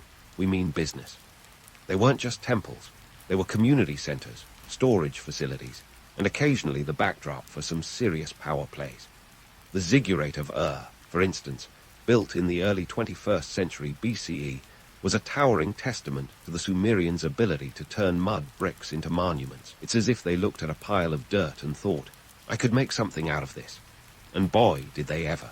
Now, on to culture, where the Sumerians really let their creativity shine. They gave us the epic of Gilgamesh, the original bromance saga about a king and his wild man friend, Enkidu. It's a tale of friendship, adventure, and the ultimate existential crisis, all set against the backdrop of ancient Mesopotamia. This epic wasn't just a story, it was a cultural phenomenon, a way for the Sumerians to explore life's big questions while also setting the stage for every buddy movie ever. It's a testament to their literary prowess, and a reminder that storytelling has always been a way to make sense of the world, whether you're dealing with divine floods or just trying to figure out why your goat went missing. But before we get too misty-eyed about the Sumerians' achievements, let's dispel the notion of a golden era. Life in ancient Mesopotamia was more of a Bronze Age of constant struggle. Environmental challenges were par for the course, with those pesky rivers flooding unpredictably, turning farmland to swamp and prosperity to panic. And internal strife, oh, they had it in spades. City-states were like competitive siblings, each trying to outdo the other, resulting in a landscape rife with conflict. It It was less harmonious utopia, more a never-ending episode of Survivor, Mesopotamia. The reality is that while they were busy crafting laws and architecture, they also had to contend with the harsh realities of life in a region that could be as unforgiving as it was fertile. The Sumerians were constantly fighting against nature, each other, and sometimes themselves, in a bid to maintain the delicate balance of civilization. They were the original multitaskers, juggling innovation and survival with a flair that would make any modern-day project manager weep. So what's the legacy here? The Sumerians laid down the foundational stones for future empires, influencing everything from legal systems to city planning. Their struggles mirror our own modern challenges: climate change, political unrest, and the eternal quest for stability amidst chaos. They remind us that while humanity's tools have evolved from clay tablets to smartphones, the core issues remain strikingly similar. We still grapple with laws, architecture, and culture as means to navigate the complexities of life, just as they did millennia ago. In the grand tapestry of history, the Sumerians' legacy is more than just the sum of their achievements. It's a story of resilience and resourcefulness, of a society that dared to dream big even when faced with the odds that could drown a man in bureaucracy or mud. It's a reminder that the pursuit of progress has always been a muddy path, one that requires determination, creativity, and occasionally a well-placed ziggurat. As we wrap up this journey through the land between rivers, remember that the Sumerians didn't just pave the way for future empires. They etched a roadmap for all of us. Their story is one of ambition and endurance, of human spirit rising above the rising waters. So next time you find yourself wrestling with modern life's complexities, take a page from their clay tablets. Embrace the chaos, build on what's solid, and don't be afraid to leave a few muddy footprints behind. In the end, that's how history is made. One brick, one law, one story at a time. In the ancient world, the Phoenicians were the ultimate multitaskers. Think of them as the original rock stars of the Mediterranean. If you're picturing toga-clad traders rocking out with scrolls and styluses instead of guitars, you're not far off. These folks weren't just about inventing the wheel. They were all about inventing the alphabet. That's right. The Phoenicians decided that keeping track of their trade deals was more pressing than penning epic poetry. While other cultures were busy composing tales of gods and heroes, the Phoenicians were jotting down IOUs and shipping manifests. The result? They created a tool that would revolutionize the world of writing. Let's paint a clearer picture here. The Phoenicians hailed from a narrow strip of land along the coast of what is today Lebanon. This area was prime real estate for trade, a strategic location sandwiched between the east and the west, much like the New York City of the ancient world, minus the skyscrapers and taxi cabs. Instead of Wall Street, they had Byblos, Sidon, and Tyre, city-states that were heavy hitters in the trade game. These people were the Elon Musks of their time, minus the social media antics. They didn't just dabble in commerce. They dominated the seas, trading everything from cedarwood and purple dye to glass and metals. Now, here's where the plot thickens. Trading across the Mediterranean wasn't exactly a walk in the park. It was more like a perilous journey over choppy waters, with pirates lurking at every turn and unpredictable weather that could sink a ship faster than you could say Homer's Odyssey. In this high-stakes environment, keeping accurate records wasn't just a good idea. It was essential for survival. If you've ever misplaced a receipt and been charged twice, you can empathize. Only for the Phoenicians, it wasn't just about losing a few bucks. It was about their entire livelihood. Enter the Phoenician alphabet. This wasn't just an intellectual exercise. It was a practical solution to a pressing problem. Before the Phoenicians, writing systems like cuneiform and hieroglyphs were all the rage. But they were cumbersome, more akin to a modern-day novel than a tweet. The Phoenicians streamlined the process, creating a phonetic alphabet that was as easy to use as it was innovative. It had just 22 characters, all consonants, which made it adaptable and easy to learn. Perfect for traders who needed to jot down quick notes rather than compose a sonnet. Here's a fun fact that might blow your mind. This alphabet became the backbone of writing systems across the Mediterranean. The Greeks adopted it, added some vowels, and voila, they had their own alphabet, which eventually influenced the Latin alphabet, the very one you're reading right now. So next time you're typing out a text or scribbling a note, You've got the Phoenicians to thank for making it so straightforward. But let's back up a bit and talk more about why this was such a game changer. The Phoenicians were all about efficiency. Their alphabet allowed them to conduct business faster, keep records more accurately, and communicate with a wide array of cultures. Remember, they weren't just trading with their neighbors. Their ships reached as far as Spain and North Africa. They were the ancient equivalent of Amazon Prime, delivering goods across vast distances with remarkable speed and efficiency. Their alphabet was like the barcode of the ancient world, simple, effective, and universally recognized. Of course, it wasn't all smooth sailing. The Phoenicians weren't romantic poets or philosophers. They left that to the Greeks. Their priorities were pragmatic, driven by the economic engine of trade. This focus on business over art might sound a bit dry, but it's hard to argue with their results. They built an economic empire that lasted centuries, all founded on the back of those 22 little letters. The Phoenicians also had a knack for staying out of trouble politically.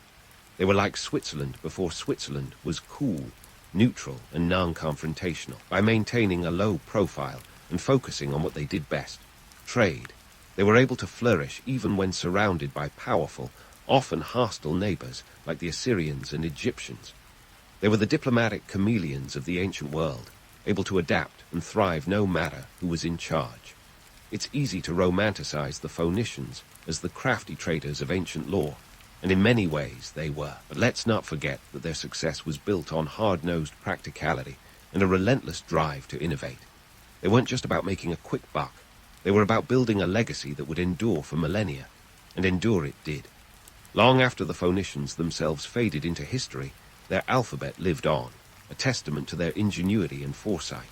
So, the next time you pick up a pen or tap away at a keyboard, spare a thought for the merchants of Tyre and Sidon. They might not have had the epic tales of the Greeks or the monumental architecture of the Egyptians, but in their own way, they shaped the modern world. And they did it not with swords or chariots, but with something far more powerful, the written word. And speaking of the written word, let's dive headfirst into the nuts and bolts of this Phoenician marvel, the 22-letter powerhouse that was the Phoenician alphabet. Imagine a time when writing was more of an obstacle course than a stroll in the park. Before the Phoenicians, if you wanted to write something down, you had to deal with cumbersome scripts like cuneiform or hieroglyphs, which were about as intuitive as assembling flat-pack furniture without instructions. The Phoenicians, ever the pragmatists, decided to strip things down. They created a writing system that was as lean and mean as a Spartan warrior. No frills, just the essentials. The brilliance of this alphabet was its simplicity. 22 letters, all consonants. That's like having a language kit where you only need half the pieces to get the job done. It was the original less is more philosophy applied to writing, and it worked like a charm. This wasn't just a set of symbols. It was a toolkit for communication. Each letter represented a sound, making it a phonetic system. No longer did you need a degree in ancient linguistics to scratch out a note. Suddenly, literacy was within reach of the masses, or at least within reach of those who needed it most. The traders, the merchants, the economic backbone of the ancient world. Now, if you're wondering why anyone would get excited about a bunch of consonants, think of it this way. It's like the difference between an all-you-can-eat buffet and a carefully curated tasting menu. Sure, the buffet offers variety, but the tasting menu, that's where you get precision and efficiency. The Phoenicians weren't interested in decorative scripts that took a lifetime to master. They needed something they could use on the fly, scribbling down quick notes between loading ships and haggling over prices. Their alphabet was the equivalent of shorthand for the ancient entrepreneur. But let's not romanticize too much. This wasn't some grand artistic endeavor. It was a practical tool born out of necessity. The Phoenicians didn't sit down and say, let's revolutionize communication for future generations. They were more likely thinking, how do we make sure we're not getting shortchanged on this shipment of tin? The beauty of the Phoenician alphabet was that it democratized writing. Suddenly, you didn't need to be a scribe to put pen to parchment, or stylus to clay, as it were. You just needed to know those 22 symbols. And this was a big deal because, in a world where power was often tied to literacy, the Phoenician alphabet was a great equalizer. It didn't matter if you were a king or a commoner. If you understood the alphabet, you could read and write. This might sound quaint today, but back then, it was revolutionary. It meant that information could be exchanged more freely, ideas could spread more rapidly, and most importantly for the Phoenicians, business could be conducted more efficiently. Enter the merchants, those savvy business people who were the real beneficiaries of this alphabetic innovation. For them, this wasn't just about keeping track of inventory. It was about navigating the complexities of international trade.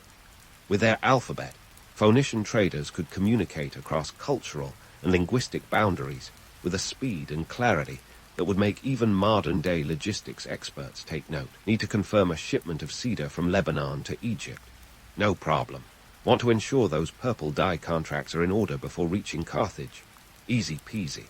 For merchants, this alphabet was the equivalent of a business app that streamlined operations and minimized misunderstandings. And speaking of misunderstandings, let's pause for a moment to consider the economic implications here.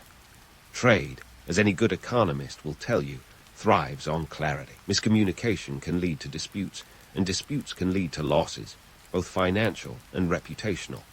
The Phoenicians' alphabet minimized those risks by providing a clear, consistent means of recording transactions.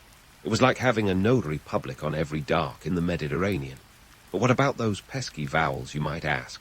Didn't people miss them? Well, the Phoenicians were nothing if not adaptive. In their world, context was king, much like how today we manage to decipher TXT-SBK. Without breaking a sweat, ancient readers could fill in the blanks with ease. It was a system that relied on the reader's ability to deduce meaning from context, a mental exercise that, for them, was no more taxing than figuring out the latest emoji trend is for us. The Phoenician alphabet was also a hit because it was easy to reproduce. Unlike the elaborate inscriptions of cuneiform or hieroglyphs, which could require the patience of a monk and the skill of an artist, the Phoenician script was straightforward to carve, write, or even paint. This flexibility made it ideal for use on everything from clay tablets and papyrus to stone monuments and wooden tablets. It was the ancient version of being platform agnostic, working seamlessly across different media. Yet, while the Phoenicians might have been the Steve Jobs of their day, their alphabet was far more than just a passing trend. It was a lasting legacy. The Greeks saw the potential, borrowed the system, added vowels, and bam, a new alphabet was born. The Romans took it further, and before you knew it, the Latin alphabet was dominating the Western world. Talk about a long-lasting impact. This wasn't just a flash in the pan. It was a wildfire that spread across continents and through centuries. So here we are, thousands of years later, still using a system that started as a tool for trade. It's a testament to the Phoenicians' ingenuity that their alphabet not only endured but evolved, adapting to new languages and cultures along the way. And while we might not give it much thought as we type out emails or jot down grocery lists, the truth is, the Phoenician alphabet laid the groundwork for a revolution in communication, a revolution that continues to shape our world today. Of course, the story doesn't end here. We've only just scratched the surface of the Phoenician legacy. As we delve deeper, we'll explore how their minimalist alphabet was more than just a tool for commerce. It was a catalyst for cultural exchange, a precursor to globalization in the ancient world. But for now, let's tip our hats to the Phoenicians, the original masters of the Minimalist Manifesto. So, speaking of the Minimalist Manifesto, let's pivot to how the Phoenician alphabet spread across the Mediterranean like an ancient viral meme, capturing hearts and minds faster than you can say, Carthago delenda est. Picture the Mediterranean Sea not as a tranquil tourist destination, but as a bustling highway of trade routes. This wasn't just a leisurely cruise. It was the Silk Road of the sea, with ships zipping around as if they were the express lanes of ancient commerce.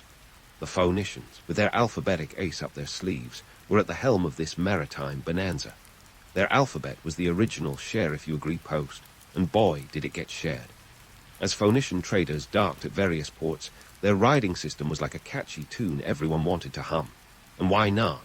It was user-friendly, easy to remember, and adaptable, kind of like the ancient world's version of an open-source software. Here's where things get interesting. The Greeks, savvy as they were, saw the potential in this alphabet, much like spotting the next big startup before it goes public. They didn't just adopt it, they revolutionized it. They added vowels, thank Zeus, turning a consonant-heavy script into something more melodious. This wasn't just an upgrade, it was a transformation, akin to turning a black and white TV into a full-color high-definition screen.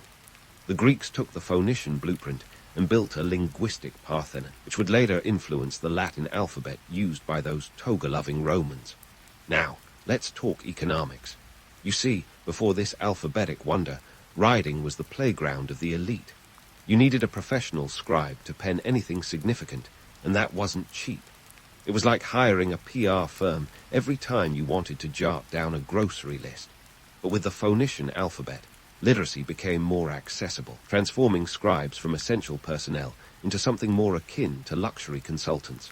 Suddenly, the average Joe, or should I say, the average Iones, could write a letter or keep track of a transaction without breaking the bank. This democratization of writing had profound implications. For one, it meant that societies could keep more accurate records without relying on a small cadre of literate elites. This shifting dynamic was a game-changer in trade, governance, and even the dissemination of ideas. It was as if someone had handed out the keys to the kingdom, and the kingdom was full of ledgers, contracts, and love letters. But let's not get too sentimental. The spread of the alphabet was not entirely a romantic tale of enlightenment. It was driven by hard-nosed practicality and the relentless push for economic gain.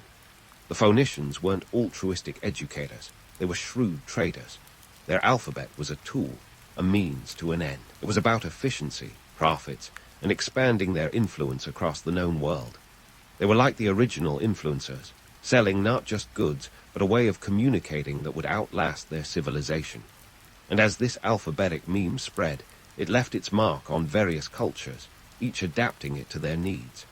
The Etruscans, the Cimmerians, even the scribes of ancient Israel took notes, literally. This adaptability is what set the Phoenician alphabet apart from its predecessors. It was like the Swiss Army knife of writing systems, versatile, compact, and incredibly practical. The political landscape of the Mediterranean also played a role in this alphabetic diffusion. The Phoenicians, with their diplomatic savvy, managed to stay on good terms with most of their neighbors. They were like the ancient world's Switzerland, trading with everyone, fighting with no one. This neutrality allowed their alphabet to cross borders with ease, slipping into new territories like a whisper on the wind. Yet, while the alphabet spread, the Phoenicians themselves remained somewhat enigmatic. They were the quiet power brokers of the ancient world, content to let others take the spotlight. They didn't build empires like the Romans or write epic poetry like the Greeks. Instead, they built networks, webs of trade and communication that spanned the length and breadth of the Mediterranean. Their legacy was not in monuments or military conquests, but in the written word that fueled those very endeavors. As the alphabet continued its journey, it became embedded in the fabric of societies far removed from its Phoenician origin. The Romans, ever eager to assimilate and innovate, took the Greek alphabet, tweaked it, and rolled it out across their vast empire. The result, the Latin alphabet, which has become the most widely used writing system in the world today. From the Phoenicians to the Romans to our modern keyboards, it's a testament to the enduring power of a simple, efficient design. But let's not wrap things up just yet. The spread of the Phoenician alphabet was only the beginning. It set the stage for cultural exchanges that would shape the ancient world in unexpected ways. As merchants and migrants carried this alphabet with them, they also carried ideas, stories, and innovations. It was a precursor to globalization as we know it, a web of interconnectedness that transcended borders and cultures. So, as we close this chapter on the Phoenician alphabet's journey, remember this. It was more than just a set of symbols. It was a catalyst for change, a tool for trade, and a vehicle for ideas. And while the Phoenicians themselves have long since vanished into the annals of history, their alphabet lives on, a silent yet powerful testament to their ingenuity and foresight. Stay tuned, because the story of this alphabetic revolution is far from over. So, let's keep this alphabetic roller coaster going and dive into some myth-busting fun. The Phoenicians, with their alphabetic coup, are often seen as the lone wolves of literacy, striding heroically into the ancient world like a script-bearing Prometheus. But let's pump the brakes here. While it's tempting to imagine the Phoenicians as solitary geniuses in a sea of linguistic laggards, the reality, as always, is a bit messier and more, shall we say, collaborative. For starters, The Phoenician alphabet didn't just pop out of nowhere like an ancient pop-up ad. It was part of a broader trend of simplification that was happening across the ancient world. Think of it as the prehistoric version of the KISS principle. Keep it simple, scribe. Before the Phoenicians hit their stride, other cultures were already noodling around with the idea of simplifying writing systems. The Egyptians had their shorthand scripts, hieratic and demotic, which were essentially writing on a diet, stripped down and ready for action. Meanwhile, the Canaanites were carving their own paths with proto-alphabetic scripts. It was like everyone had a finger in the linguistic pie, tweaking and experimenting until something stuck.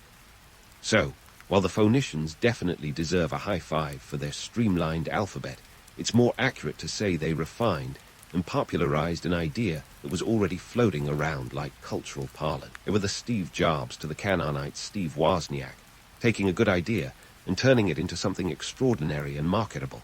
This doesn't diminish their achievement, but it does remind us that no great innovation happens in a vacuum. The ancient world was a melting pot of ideas, and the Phoenicians were stirring the pot with the best of them. Now, let's talk about credit where credit's due, or not due, as the case may be. Some historians get a bit carried away, showering the Phoenicians with praise as if they single-handedly civilized the ancient world, handing out alphabets like party favors. But here's the kicker. The Phoenicians were more like savvy distributors than benevolent inventors. They were the Amazon of their age, delivering goods and ideas, while turning a tidy profit. Their alphabet wasn't a gift to humanity. It was a tool for trade, a means to an economic end. They weren't spreading literacy out of some altruistic urge or facilitating business. It's a classic case of practicality dressed up as philanthropy. And while we're at it, let's debunk another popular trope, the Phoenicians as the unsung heroes of cultural exchange. Yes, they were cosmopolitan traders who rubbed shoulders with various cultures, but they weren't exactly hosting intercultural mixers with hors d'oeuvres and name tags. Their interactions were transactional and often superficial, driven by the need to buy low and sell high. Sure, cultural exchanges happened, but they were often incidental, a byproduct of commerce rather than a deliberate pursuit. It's like thinking of a modern bank as a community center. Some exchanges happen, but that's not the primary goal. It's also worth noting that while the Phoenician alphabet spread far and wide, it wasn't always a smooth ride. Cultural exchanges are messy, and not everyone was rolling out the red carpet for this newfangled writing system. Adapting the Phoenician alphabet required a cultural shift, a willingness to embrace something foreign and reshape it to fit local needs. It was like convincing people to switch from a rotary phone to a smartphone. Some took to it like fish to water, while others clung to their old ways like linguistic lifeboats. Now, why does all this matter? Well, understanding the true story behind the Phoenician alphabet helps us appreciate the complexity of cultural exchange. It wasn't just the alphabet that was crossing borders. It was ideas, technologies, and sometimes the people themselves. The spread of the alphabet was part of a larger tapestry of interactions that wove together the ancient Mediterranean world. It was globalization before globalization was cool, a precursor to the interconnected world we live in today. And let's not forget the economic context here. The Phoenicians were traders first, everything else second. Their alphabet was a tool to grease the wheels of commerce, to ensure that deals were sealed and goods were delivered. It was about efficiency and profit margins, not poetry and prose. They were the original entrepreneurs, using every tool at their disposal to gain an edge in a competitive market. Their alphabet was less a cultural gift and more a business strategy. They were like the hedge fund managers of antiquity, and their alphabet was the financial instrument that kept the profits rolling in. As we continue exploring the legacy of the Phoenicians, it's important to keep these myths in check. They certainly played a pivotal role in the development of writing, but they weren't the lone geniuses they're often portrayed as. They were part of a broader trend, riding the wave of simplification and practicality that was sweeping across the ancient world. They were innovators, yes, but also beneficiaries of a larger cultural momentum. Their story is a reminder that history is rarely as straightforward as we'd like it to be. It's a tangled web of influences and exchanges, where credit is hard to pin down and myths often outshine the reality. So, as we wrap up this myth-busting excursion, remember that while the Phoenicians were pivotal players in the alphabet's spread, they were not its sole architects. They were a vital cog in a much larger machine, a machine that was driven by necessity, economics, and the relentless march of cultural change. Their alphabet was a tool, a catalyst, a game changer, but it was also a product of its time, born from a complex interplay of factors that went far beyond the shores of Tyre and Sidon. Stay tuned as we continue to unravel the threads of this ancient narrative, exploring how the Phoenician alphabet's journey was just the beginning of an even larger story. There's more myth-busting to do and plenty of ancient intrigue to uncover. So, keep your pen poised and your mind open, because the tale of the Phoenician alphabet is far from over.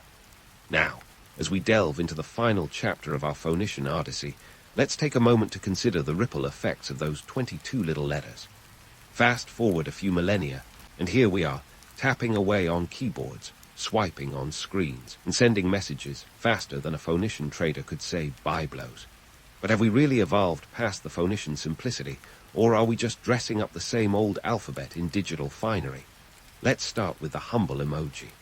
Yes, those tiny, colorful symbols that have become the universal language of the digital age. You might think of them as a modern innovation, but in reality, they're a nod to the past, echoing the pictographic roots of ancient scripts. Emojis function as a visual shorthand, much like hieroglyphs once did, conveying emotions and context that words sometimes can't. In a way, they're a return to a form of communication that predates even the Phoenicians, yet they seamlessly coexist with the alphabetic systems born from Phoenician ingenuity. Now, let's talk email. Email, the digital descendant of the Phoenician IOU, if you will. It's an evolution of written communication, sure, but at its core, the principles remain the same. We use it to conduct business, share information, and make plans, just like our ancient counterparts. The Phoenicians would have appreciated the efficiency of email, no more waiting for the next ship to dock with a message. Instead, our words traverse the globe in milliseconds, a testament to how far we've come, yet how little has changed in our need for swift and reliable communication. But what about the alphabet itself? How has it fared in the digital age? Well, take a look at any computer keyboard, and you'll find the Phoenician legacy staring back at you. The Latin alphabet, a direct descendant of the Greek version of those original Phoenician characters, dominates the digital landscape. And let's not forget the Unicode standard that underpins our global communication systems.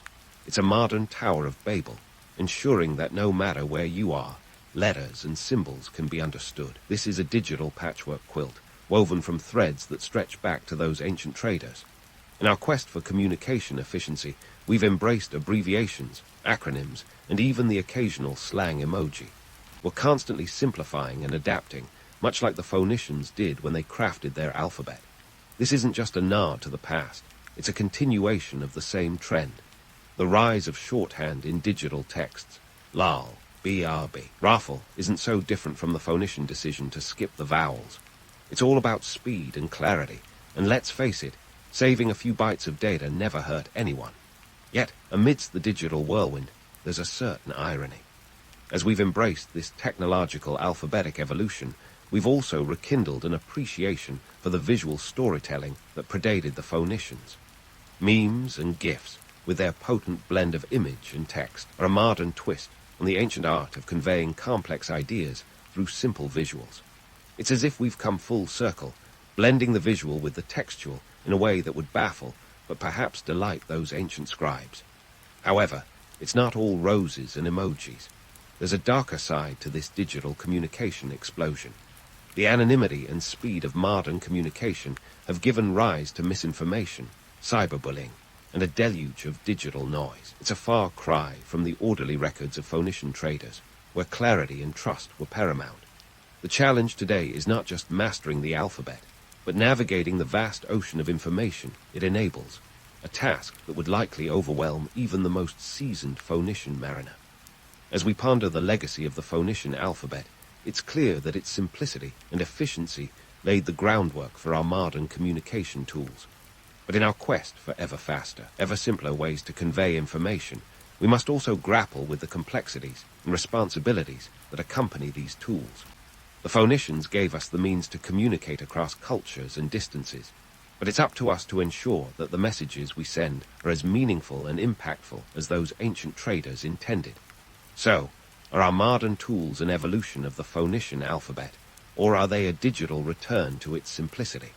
The answer is both. We've taken the principles of efficiency and adaptability and applied them to a digital world, creating a communication landscape that the Phoenicians could scarcely have imagined.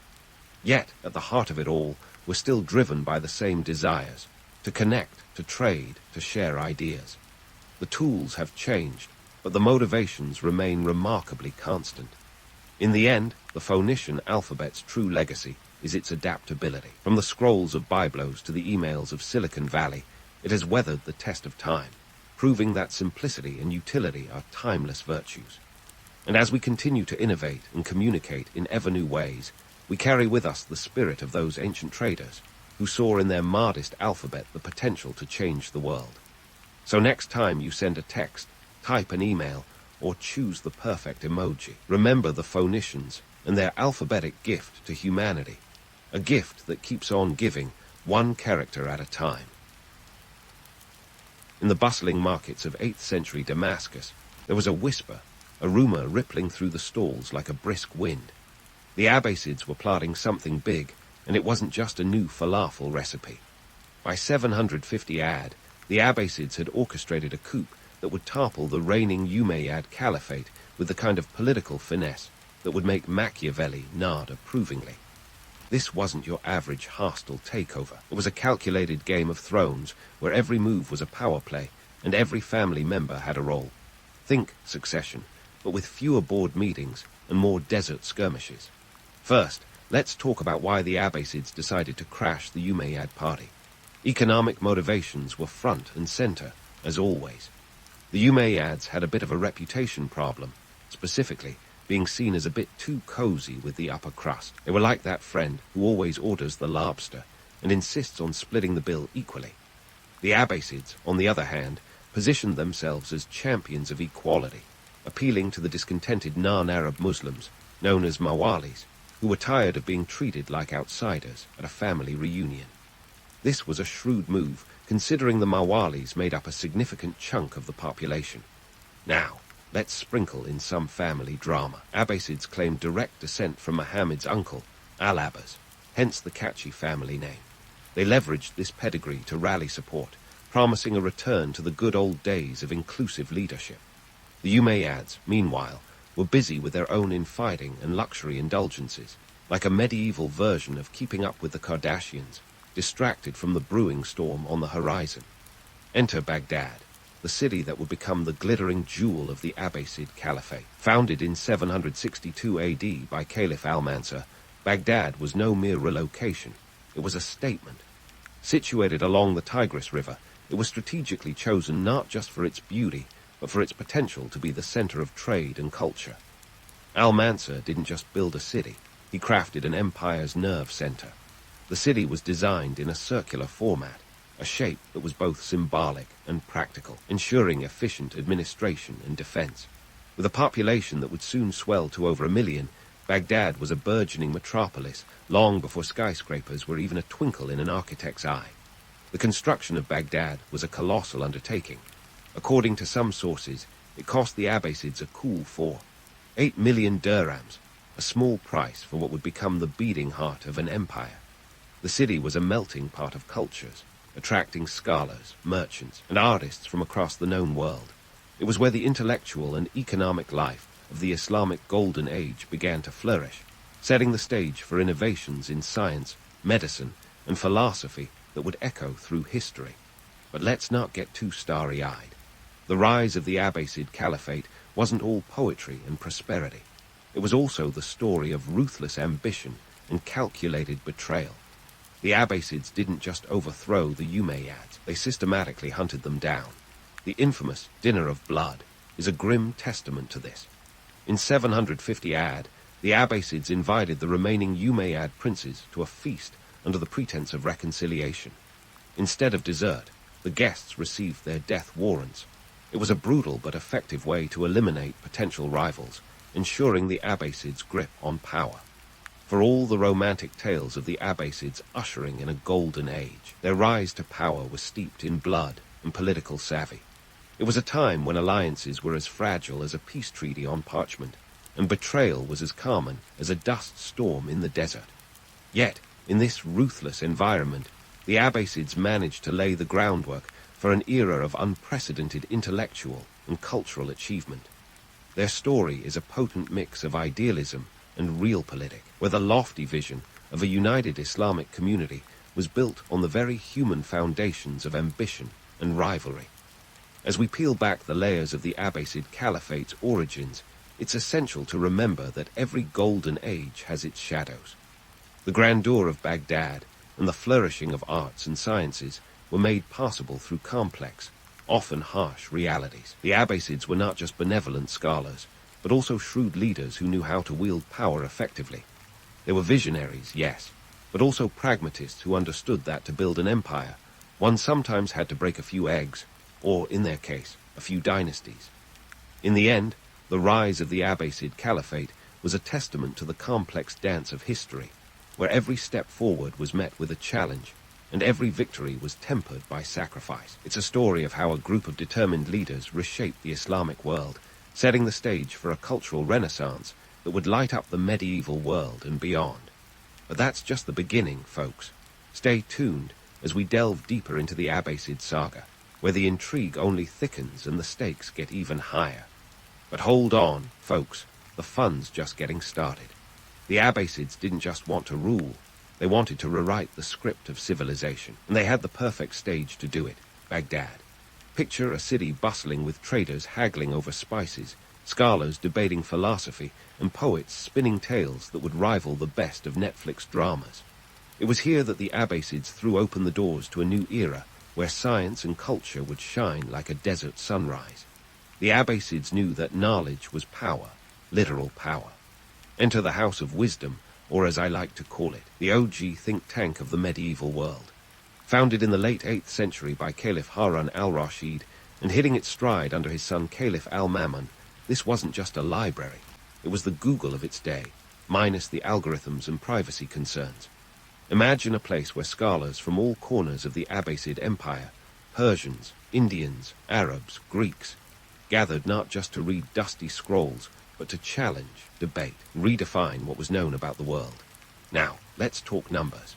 Under al-Mamun's patronage, the Abbasids poured resources into translating and preserving the ancient texts of Greece, Persia, and India. Legend has it that al-Mamun paid translators their weight in gold, which, considering the average weight of a scholar, could really add up.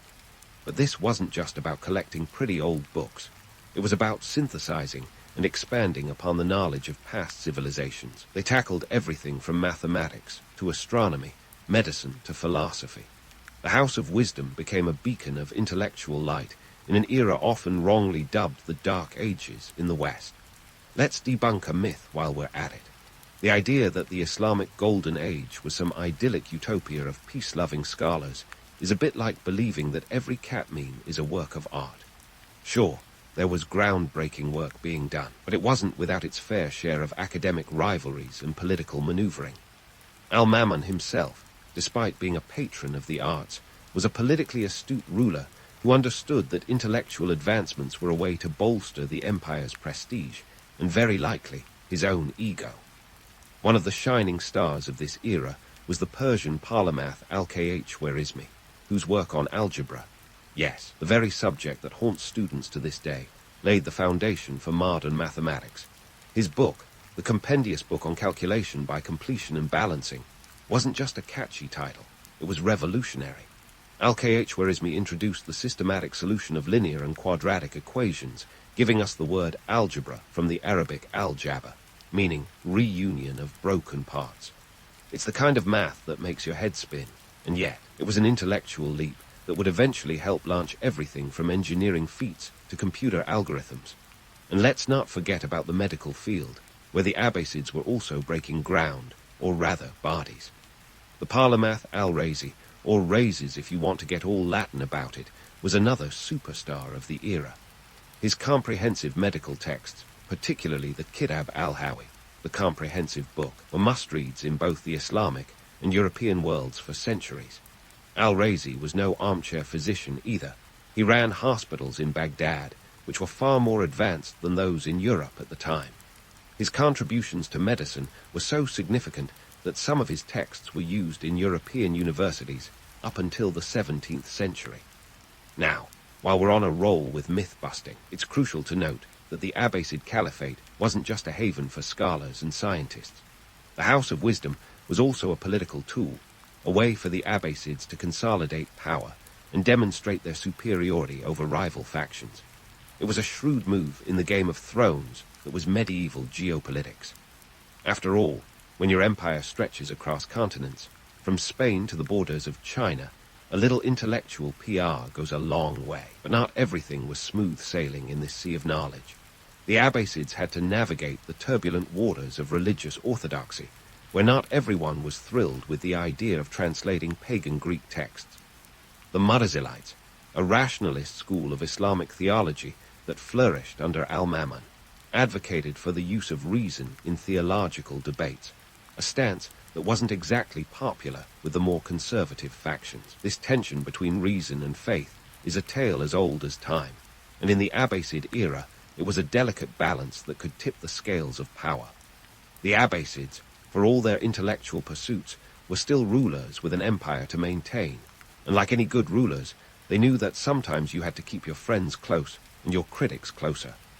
Al-Mamun even went so far as to declare an inquisition of sorts, known as the Mihna, to enforce the Mu'tazilite doctrine within the empire. It was a bold move, but one that would eventually backfire, leading to a backlash that saw the rise of more conservative schools of thought and the eventual decline of the Mu'tazilites. Yet, despite these challenges, the Abbasid Caliphate was a crucible of innovation. From the development of the astrolabe, which allowed navigators to chart their course by the stars, to advances in optics by figures like Ibn al-Haytham, who challenged centuries of misconceptions about vision, the Abbasids were setting the stage for the modern world. Their innovations in agriculture, including the introduction of new crops and irrigation techniques, helped sustain a growing population and facilitate trade across the empire. In essence, they were building the infrastructure of a global civilization. The Abbasids didn't just redefine knowledge, they redefined what it meant to be a cosmopolitan society. Baghdad, with its libraries, hospitals, and bustling markets, was a microcosm of the world, a place where cultures collided, and ideas flowed as freely as the Tigris. It was a time when the boundaries between East and West were blurred, and the exchange of knowledge was as vital as the trade of silk or spices. But let's not get too carried away with the romance of it all. The Abbasid era, like any other, was marked by its share of human folly and ambition. For every scholar toiling away in the House of Wisdom, there were bureaucrats plotting in the shadows, generals scheming for power, and poets crafting verses that skewered the very rulers they served. It was a time of grandeur and grit, where the pursuit of knowledge was both a noble endeavor and a strategic asset. As we pause here in our journey through the Abbasid Caliphate, remember that the golden glow of this era was not without its shadows. The House of Wisdom was a beacon of light in a world often shrouded in darkness. But it was also a stage where the drama of human ambition played out in all its complexity. So, stick around as we continue to unravel the Abbasid saga, diving deeper into the intrigues and innovations that defined one of history's most fascinating epochs. So, while the Abbasids were busy turning Baghdad into the ancient world's hardest intellectual destination, life under their rule wasn't all scholars sipping tea and scribes writing poetry under palm trees. Let's get real. The Caliphate was a society of stark contrasts, where opulence brushed shoulders with hardship, and the daily grind was as relentless as a Tigris River flood. First, let's zero in on the elite, those living the high life in Baghdad's palatial quarters. Picture this. A caliph's dinner might feature a spread that would put today's Michelin-starred restaurants to shame, complete with exotic dishes like stuffed camel and peacock meat. Not your average Tuesday night takeout, right? The Abbasid elite indulged in lavish banquets that were less about satisfying hunger and more about flexing their wealth. Caliph al-Mahdi, for instance, was known for his extravagant feasts and reportedly spent a whopping 20 million dinars on palace renovations and luxuries. That's like hosting a never-ending gala just because you can. But beyond the glittering facade of gold and gemstones, the daily life for the average Abbasid citizen was quite different. The empire's backbone wasn't built on silk cushions and silver platters. It was supported by the relentless toil of farmers, artisans, and laborers. Agriculture was the economic linchpin, with the majority of the population working the land under a blistering sun. The Fertile Crescent was fertile for a reason: irrigation. Those canals didn't dig themselves, and maintaining them was a back-breaking job. Farmers had to contend with taxes, tithes, and the whims of nature, all while ensuring the caliphs had their fill of dates and pomegranates. And let's not forget the bustling bazaars, the real heartbeat of any Abbasid city. These markets were a cacophony of sights and sounds, where you could find everything from Persian rugs to Chinese porcelain, and haggle over the price of saffron like your very life depended on it. While the merchants lived a life that was relatively cushy compared to the farmers, they weren't without their own struggles. Competition was fierce, and the threat of a bad trade or a spoiled shipment loomed large over their livelihoods.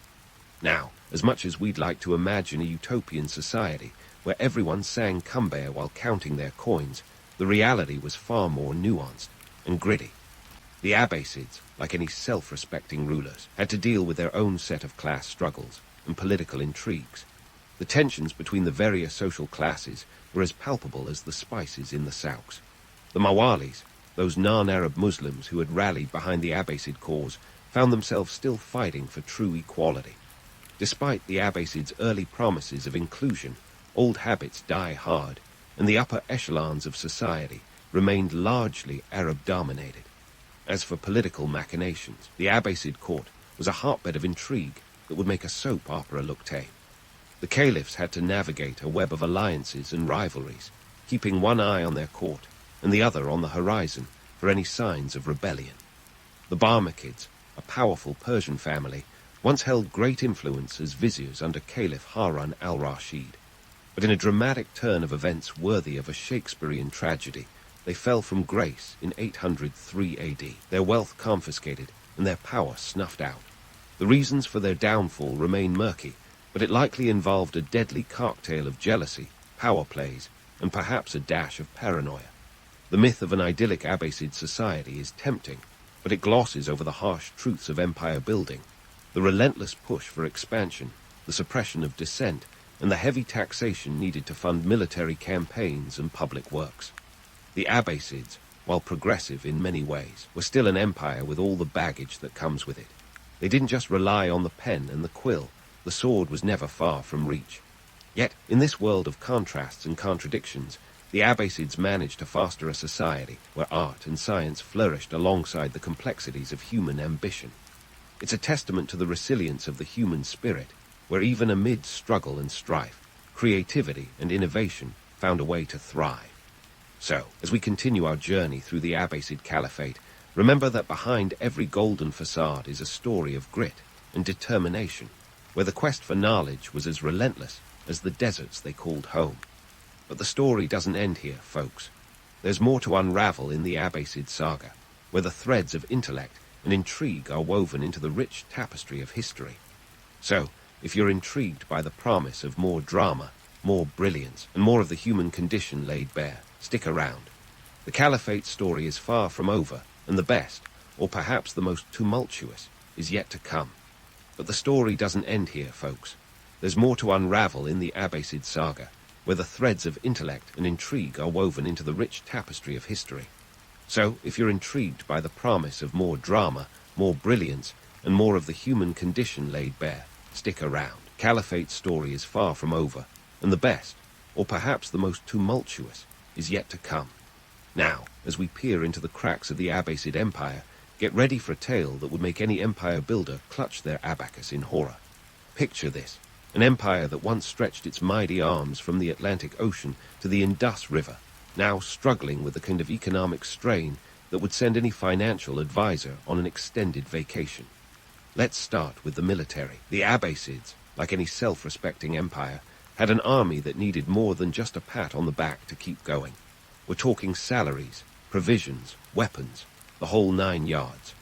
By the 9th century, the cost of maintaining such a military was as astronomical as the stars the Abbasid astronomers loved to chart.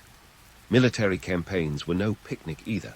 They were expensive undertakings that often yielded more trouble than treasure. The caliphs were caught in a vicious cycle of trying to expand the empire's boundaries while simultaneously plugging the holes in their treasury. And let me tell you, those holes were less small leak and more gaping chasm. The reality was that as the empire expanded, so did the challenges of governance. Remember, this was an age before the wonders of Google Maps. Administering a realm that spanned 3 continents was like trying to manage a sprawling estate with no central heating and a distinct lack of reliable messengers. Communication delays were the order of the day, leading to a slow but steady decentralization. Local governors, distant from the caliphal gaze in Baghdad, started to act more like autonomous lords rather than loyal administrators. It's the medieval version of, while the cat's away, the mice will play. Except these mice had armies and a taste for power. Into the economic strains, stage left. The empire's revenue system was built on agriculture, and while the Fertile Crescent was indeed fertile, it wasn't immune to the odd drought or flood. The empire's farmers faced oppressive taxes that made them feel more like squeezed lemons than loyal subjects.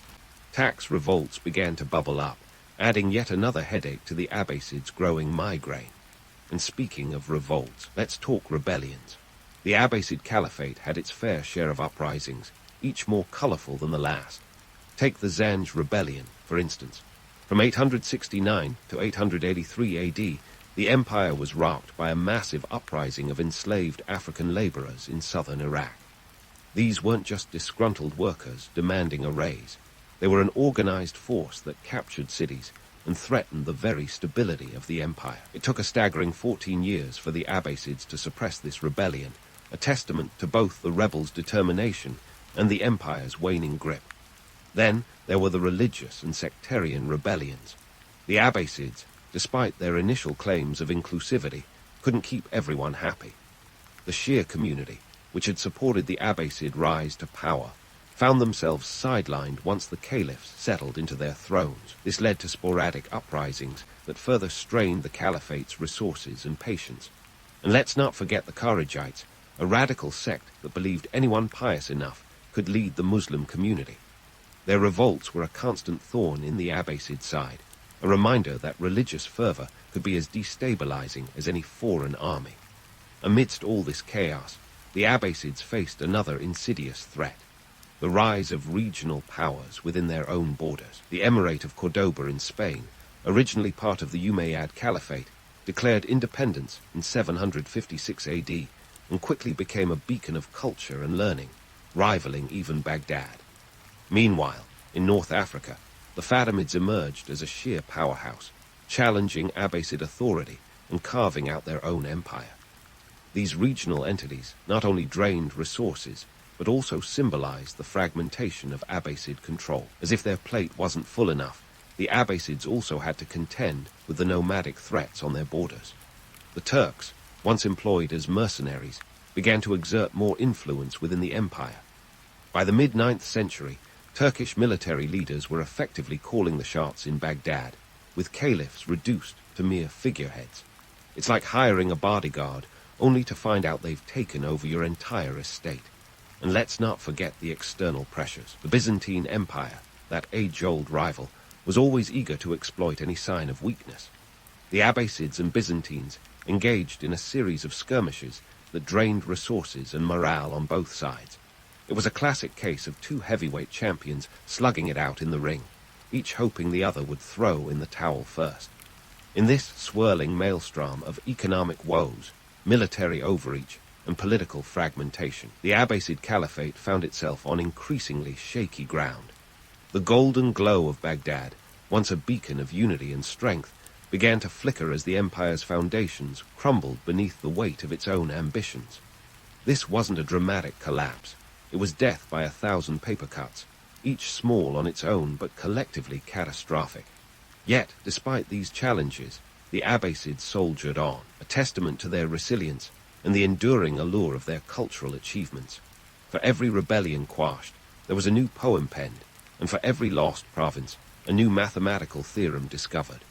The Abbasid story is one of paradox, where brilliance and decline dance hand in hand, each step a reminder of the complex tapestry that is human history.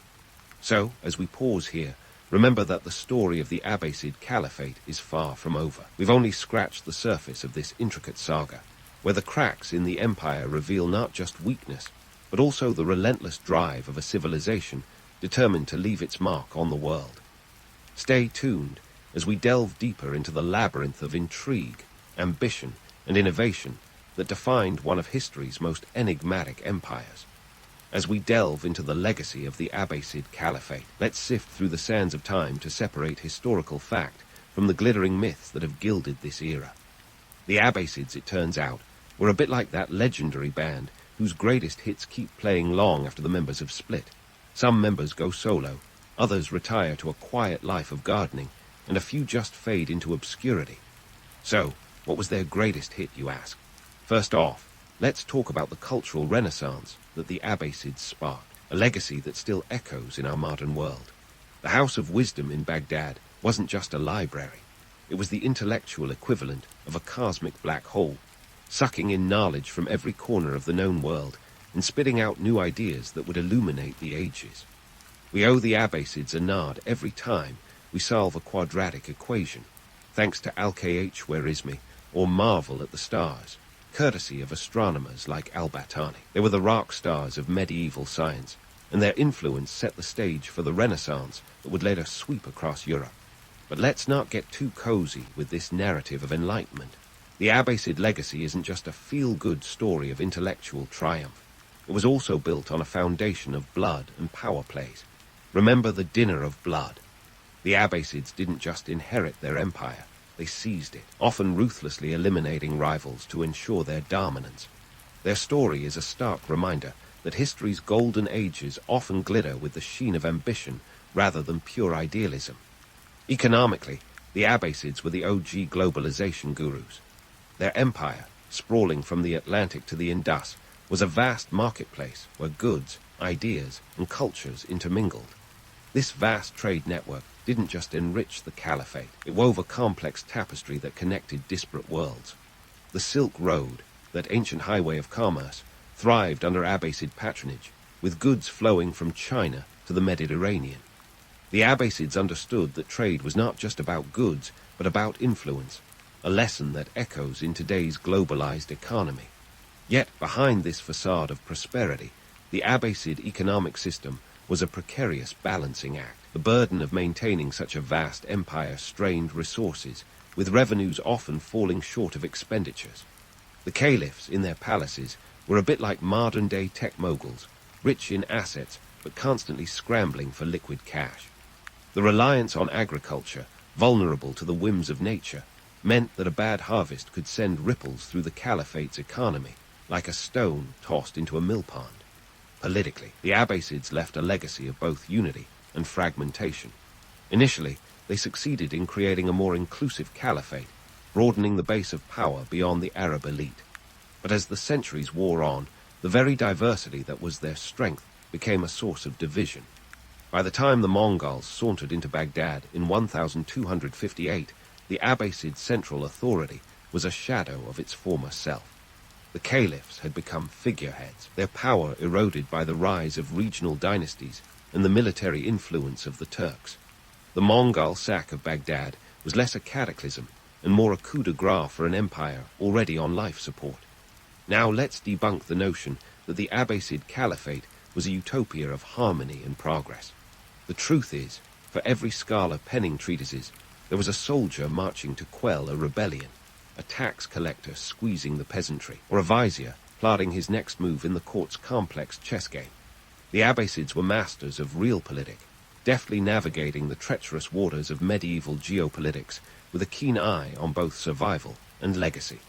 And what about the arts, you ask? The Abbasid era was a golden age for literature and poetry, where the likes of Al-Mutanabi and Abu Nuwas composed verses that still resonate today. The caliphs were patrons of the arts, understanding that culture was as much a tool of power as the sword. But let's not paint them as selfless benefactors. Supporting the arts was as much about propaganda as it was about passion. It was a way to project power and sophistication, to dazzle both subjects and rivals with the empire's cultural brilliance. In the grand tapestry of history, the Abbasid Caliphate is a complex weave of light and shadow, a testament to the heights that human civilization can reach, and the depths to which it can sink. Their legacy is a reminder that empires are not built on ideals alone, but on the gritty realities of power, ambition, and survival. The Abbasids, for all their achievements, were as human as any of us, flawed, ambitious, and sometimes ruthless in their pursuit of greatness. So, as we wrap up our journey through the Abbasid Caliphate, let's savor the knowledge we've gleaned, like a fine wine aged to perfection. The Abbasids may have left the stage centuries ago, but their influence lingers in our modern world, a testament to their enduring legacy. They were the architects of a golden age, yet they also remind us that every empire, no matter how grand, is built on the shifting sands of time. History, after all, is not just a record of what was but a reflection of what remains. And with that, dear listener, we close the book on the Abbasid saga, grateful for the wisdom of the past and ever curious about the stories yet to unfold. Until next time, may your quests for knowledge be as relentless as the Abbasid's pursuit of glory. Suleiman the Magnificent didn't just wake up one day and decide he was going to become one of the most powerful leaders in history. No, he probably woke up, rubbed his eyes, and thought, how can I mix a little more glory with a dash of empire today? Back in 1520, when he slid onto the Ottoman throne like a boss, the world was a bustling patchwork of kingdoms, each keeping an eye on the others like a suspicious neighbor, watching your every move. Europe was a frenzied chessboard, but Suleiman was the player everyone underestimated, until he started making all the winning moves. Now, let's not kid ourselves. The Ottoman Empire wasn't exactly a quaint little startup. By the time Suleiman got his hands on it, it was already a roaring machine, spanning 3 continents. But he was the kind of guy who would look at a map and see it as a checklist of places to conquer. His official title was Sultan Suleiman I, but within the empire's borders, he was just Kanuni, the lawgiver. Outside those borders, the Magnificent. Yeah, you heard right. Imagine having a nickname that sounds like a Vegas magician, but with a lot more power and a lot less glitter. Suleiman's first order of business was to expand his empire's horizons, and he didn't do it by sending out polite invitations. He took the throne at age 26, ready to shake things up, and decided to give Hungary a special visit in 1526. The Battle of Mohawks was his RSVP. Now, if you didn't sleep through history class, you might recall this little skirmish. For those who did, here's the scoop. It was less of a battle and more of a 90-minute demolition derby. The Ottomans, armed to the teeth with modern artillery and a knack for strategy, faced off against the Kingdom of Hungary on August 29. In a nutshell, they crushed it, literally and figuratively. Picture this: 60,000 Ottoman troops with their fancy cannons against 25,000 Hungarian soldiers. It was like a medieval version of David and Goliath, except this time Goliath had a state-of-the-art slingshot. The Hungarians, led by King Louis Roman II, were hoping for a miracle that never came. Instead, they got a muddy battlefield and a devastating loss. Louis himself drowned in a swamp while trying to flee, a detail that adds a rather soggy end to his reign. But why does this particular battle matter? Well, aside from being a textbook example of don't bring a knife to a cannon fight, it marked the beginning of Ottoman dominance in Central Europe. The defeat at Mohawks effectively ended the independence of Hungary, as it was soon absorbed into the Habsburg monarchy and the Ottoman Empire's expanding borders. Here's where Suleiman's PR genius comes in. Much like a modern celebrity who knows how to spin a scandal into a bestseller, he used his victories to bolster his brand. He was no longer just a sultan. He was the sultan, the guy who could humble kingdoms and redraw maps. Let's hit pause and talk strategy. Suleiman wasn't just about brute force. Sure, he knew how to wield an army, but he was also a shrewd politician. He married Roxolana, a former harem slave who became one of his most trusted advisors. Together, they were the ultimate power couple, like a 16th century Beyoncé and Jay-Z, but with more empire building and fewer concerts. Under his rule, the Ottoman legal system was revamped, trade routes were expanded, and the arts flourished. Call it Suleiman's Renaissance, if you will. He managed to balance the sword with the quill, proving that you could have both might and right on your side. In the grand scheme of things, Suleiman wasn't just building an empire, he was crafting a legacy. He understood that power wasn't just about the land you conquered, but the stories you left behind. And like any savvy operator, he used every victory, every conquest, to cement his image as a leader of epic proportions. He was both a conqueror and a reformer, a warrior with a law book in one hand and a sword in the other. Suleiman's reign is often romanticized, with tales of grandeur and magnificence echoing through the annals of history. But let's not forget the gritty reality beneath the polished veneer. The expansion of the Ottoman Empire was as much about political cunning and strategic marriages as it was about battles and sieges. And while the myths are captivating, the truth is often more complex, more human. Suleiman was a man who knew his world was one of shifting alliances and constant threats, a world where power was the only currency that mattered. As we wrap up this part of Suleiman's tale, remember that the real stories lie in the details, in the battles fought and the treaties signed. The Ottoman Empire under Suleiman was a bustling, vibrant entity, constantly evolving and adapting. It's a reminder that history isn't just a series of dates and names. It's a living, breathing narrative, shaped by those bold enough to seize the moment and bend it to their will. Suleiman the Magnificent was one such figure, a man who dared to dream big, and in doing so, left an indelible mark on the course of history. And speaking of moments seized, let's dive into one of the Ottoman Empire's most audacious grabs, the conquest of Rhodes in 1522. If Suleiman's empire building were a movie, this would be the summer blockbuster with all the explosions. Rhodes was the medieval equivalent of a fortified penthouse, home to the Knights Hospitaller, a tough-as-nails bunch who had been giving empires a headache since the Crusades. Picture a bunch of knights in shining armor, living it up on a strategic island slap-bang in the middle of the Mediterranean. It was like a medieval version of a beachfront property, complete with the best defense mechanisms money could buy or muscles could build. Now, let's talk logistics. The siege of Rhodes wasn't just about flexing military muscle. It was a masterclass in medieval warfare logistics.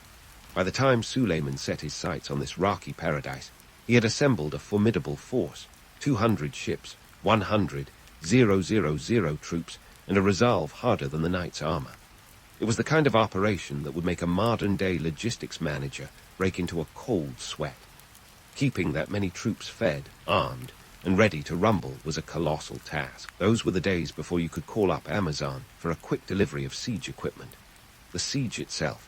Think of it as a prolonged, gritty chess match played with real lives and real stakes. For 6 months, the Ottomans bombarded the island's defenses. The knights, led by the indomitable Grand Master Philippe Villiers de l'Isle-Adam, dug in their heels, quite literally, by bolstering their walls and fortifications. It was a classic case of my fortress is tougher than your cannons. But even the best defenses can't hold out forever when you're dealing with Suleiman's determination and an army that just won't quit. By December of 1522, after a grueling siege that saw both sides battered and bruised, the knights finally conceded. They negotiated a deal that allowed them to leave with their dignity and their lives intact. Suleiman, ever the shrewd negotiator, let them go. After all, who needs more enemies when you can have former foes singing your praises? The knights sailed off to Malta, where they'd eventually make another dramatic stand against the Ottomans. But that's a story for another day. With Rhodes in his pocket, Suleiman turned his attention to broader horizons, quite literally. The victory opened up the eastern Mediterranean, giving the Ottomans a strategic naval base and a morale boost that echoed throughout the empire. But the conquest wasn't just about territory, it was a statement. Suleiman wasn't just expanding his empire, he was crafting an image of invincibility. He was the guy who could take on the toughest knights and still come out on top. But let's not kid ourselves. The conquest of Rhodes wasn't all glory and heroics. The siege took a heavy toll on both sides. Thousands of lives were lost, and the island was left in ruins. The romantic tales of gallant knights and noble sultans often gloss over the gritty reality. Medieval warfare was brutal, dirty, and devastating. It was less about grand speeches and more about survival.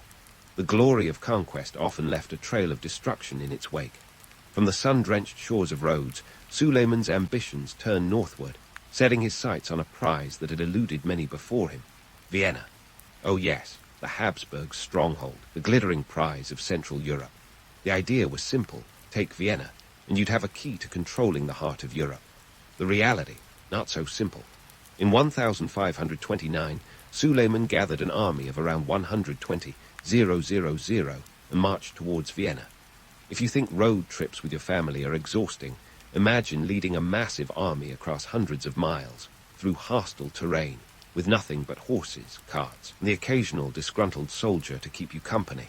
The march was an epic quest worthy of its own saga, complete with rain-soaked fields, muddy roads, and the ever-present threat of disease. As the Ottomans approached Vienna, the city braced itself for one of history's most famous sieges.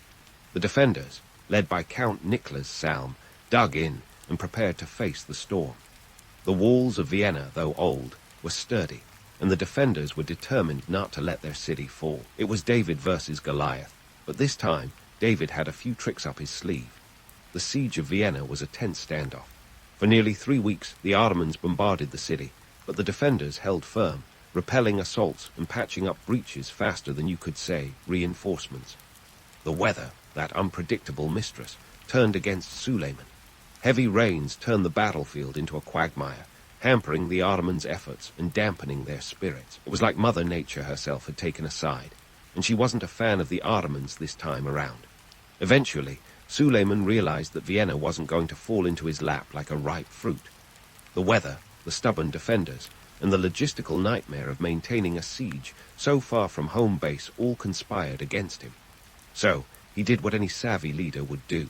He cut his losses, withdrew his forces, and lived to fight another day. Vienna remained unconquered, a tantalizing prize just out of Suleiman's reach.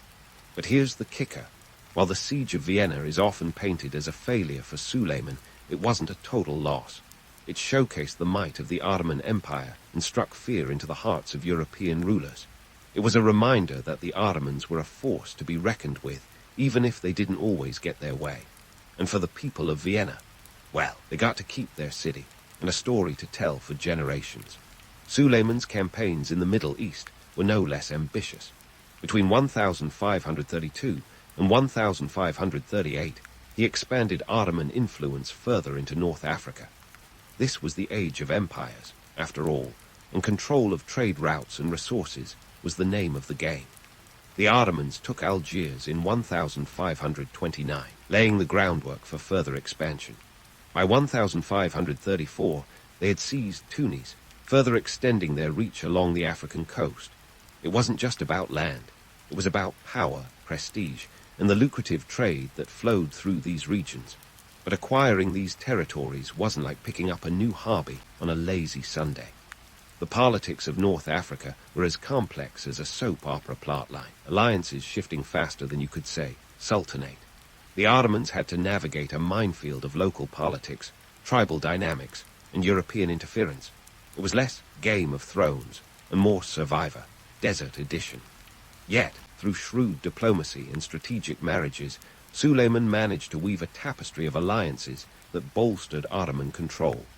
Back on the home front, Suleiman was busy transforming Constantinople into the jewel of his empire. The city, already a bustling metropolis, became a center of culture, trade, and power under his watchful eye.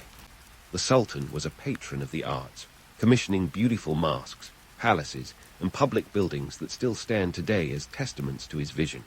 Like an artist with a blank canvas, Suleiman left his mark on the city, blending the grandeur of past empires with his own brand of magnificence. So, let's wrap up this leg of our journey through Suleiman's epic tale. He wasn't just a conqueror. He was a visionary, a strategist, and a leader who understood the delicate dance of power and politics. His campaigns in Rhodes, Vienna, and North Africa weren't just about expanding borders. They were about crafting a legacy that would echo through the ages. While history often remembers the highlights, the reality was far more complex, filled with challenges, setbacks, and the ever-present need to adapt.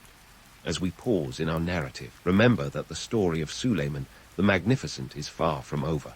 The next chapter will continue to unveil the conquests, challenges, and triumphs that defined his reign.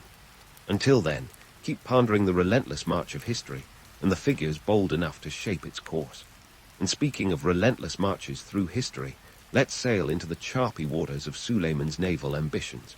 If the Ottoman Empire's land conquests were like a game of chess, with real estate. Then its maritime campaigns were more akin to an intense round of battleship, minus the plastic pieces, and plus a lot more actual cannonballs. Between 1538 and 1544, Suleiman turned his gaze to the Mediterranean Sea, a liquid chessboard where the stakes were high and the players ruthless. The Mediterranean was the ultimate nautical prize, a swirling cauldron of trade routes, piracy, and geopolitical power plays. It was less about romantic sunsets and more about controlling the lucrative commerce that floated through its waters. Suleiman, ever the strategic thinker, saw the Mediterranean as not just a body of water, but a golden highway of economic opportunity. The Ottoman fleet needed to dominate this arena, and under the command of the legendary Admiral Hayreddin Barbarossa, they set sail to do just that. Barbarossa wasn't your run-of-the-mill pirate. Picture a swashbuckler with a state-sponsored mandate, and you'll come close. Born Kizar Rise, he was a corsair-turned-admiral whose exploits could fill the pages of a Hollywood script, minus the PG rating.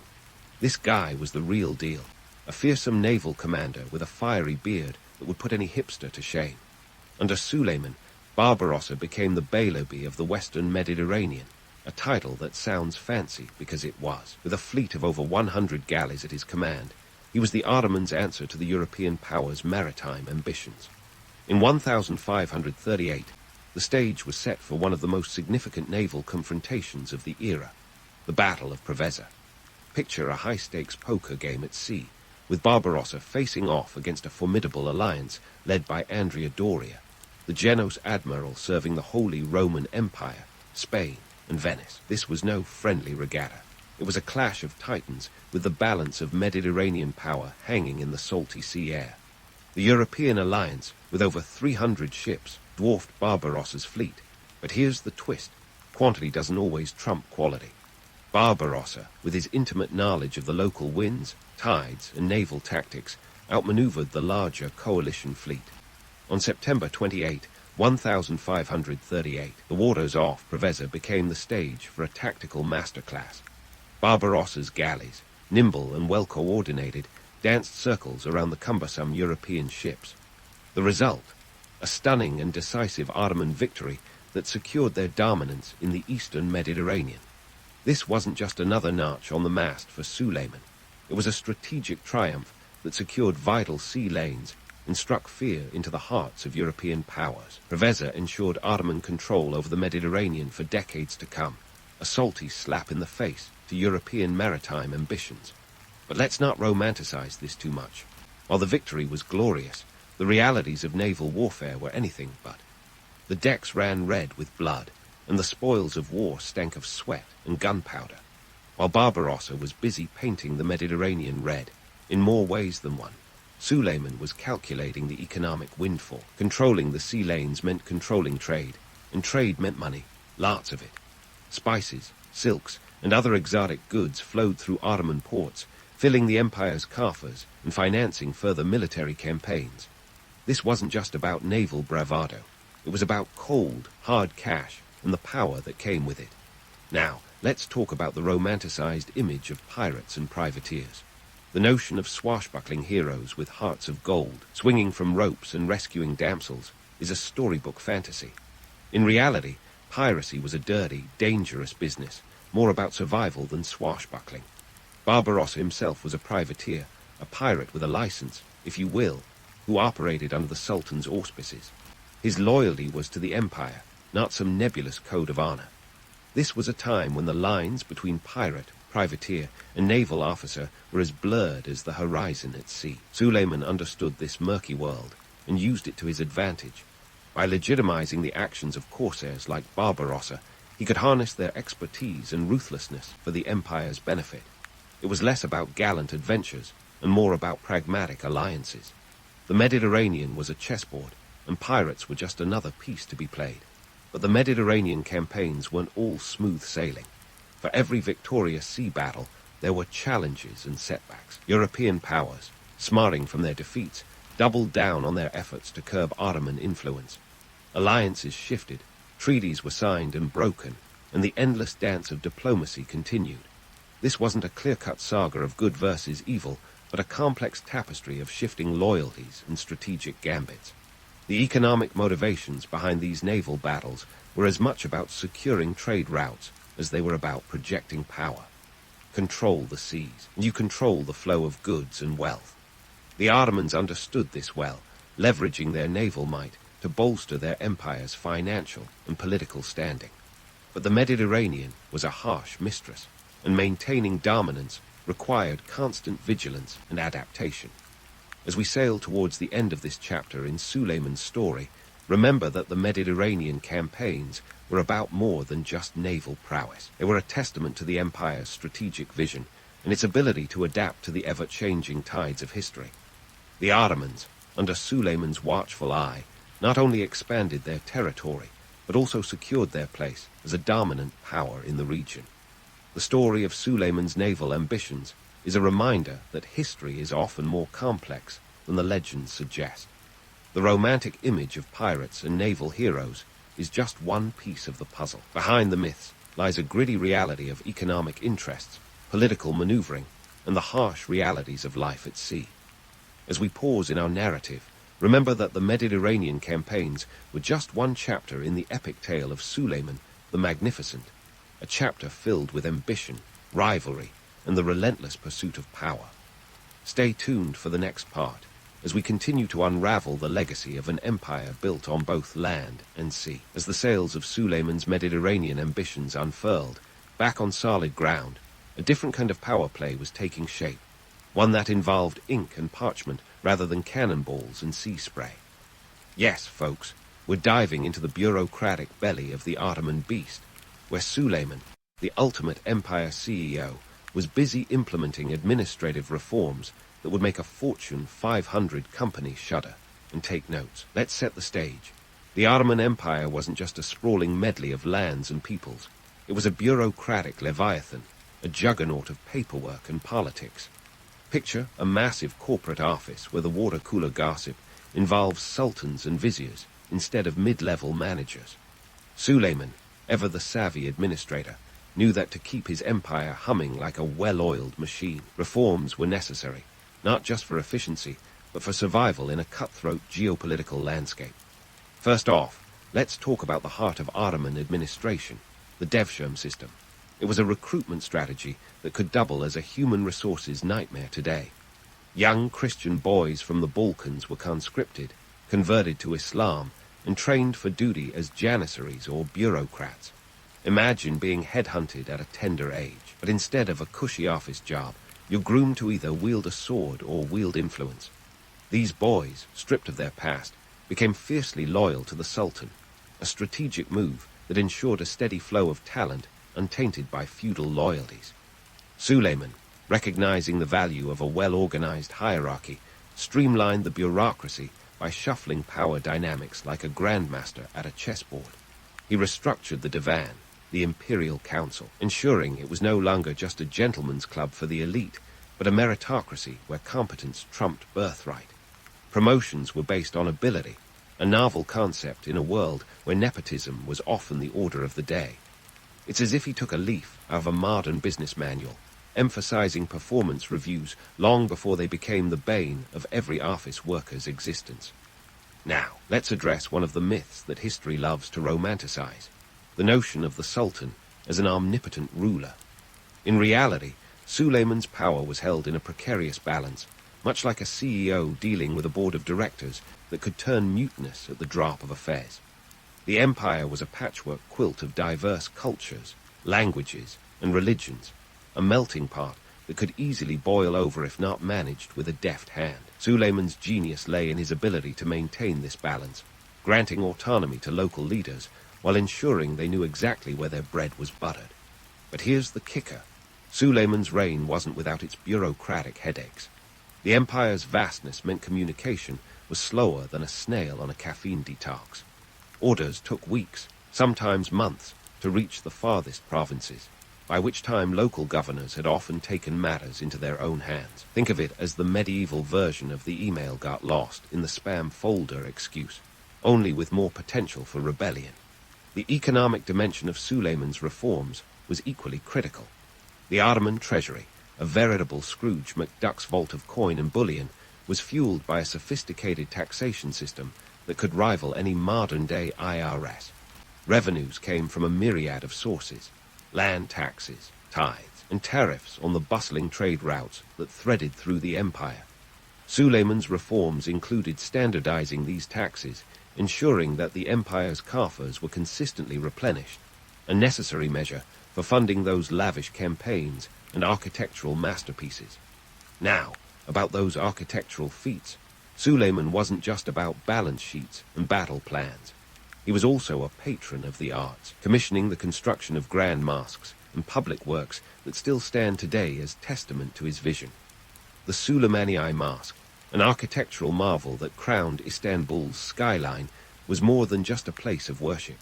It was a statement of power, a symbol of the empire's might and unity, a bit like erecting an opulent headquarters to remind everyone who's boss.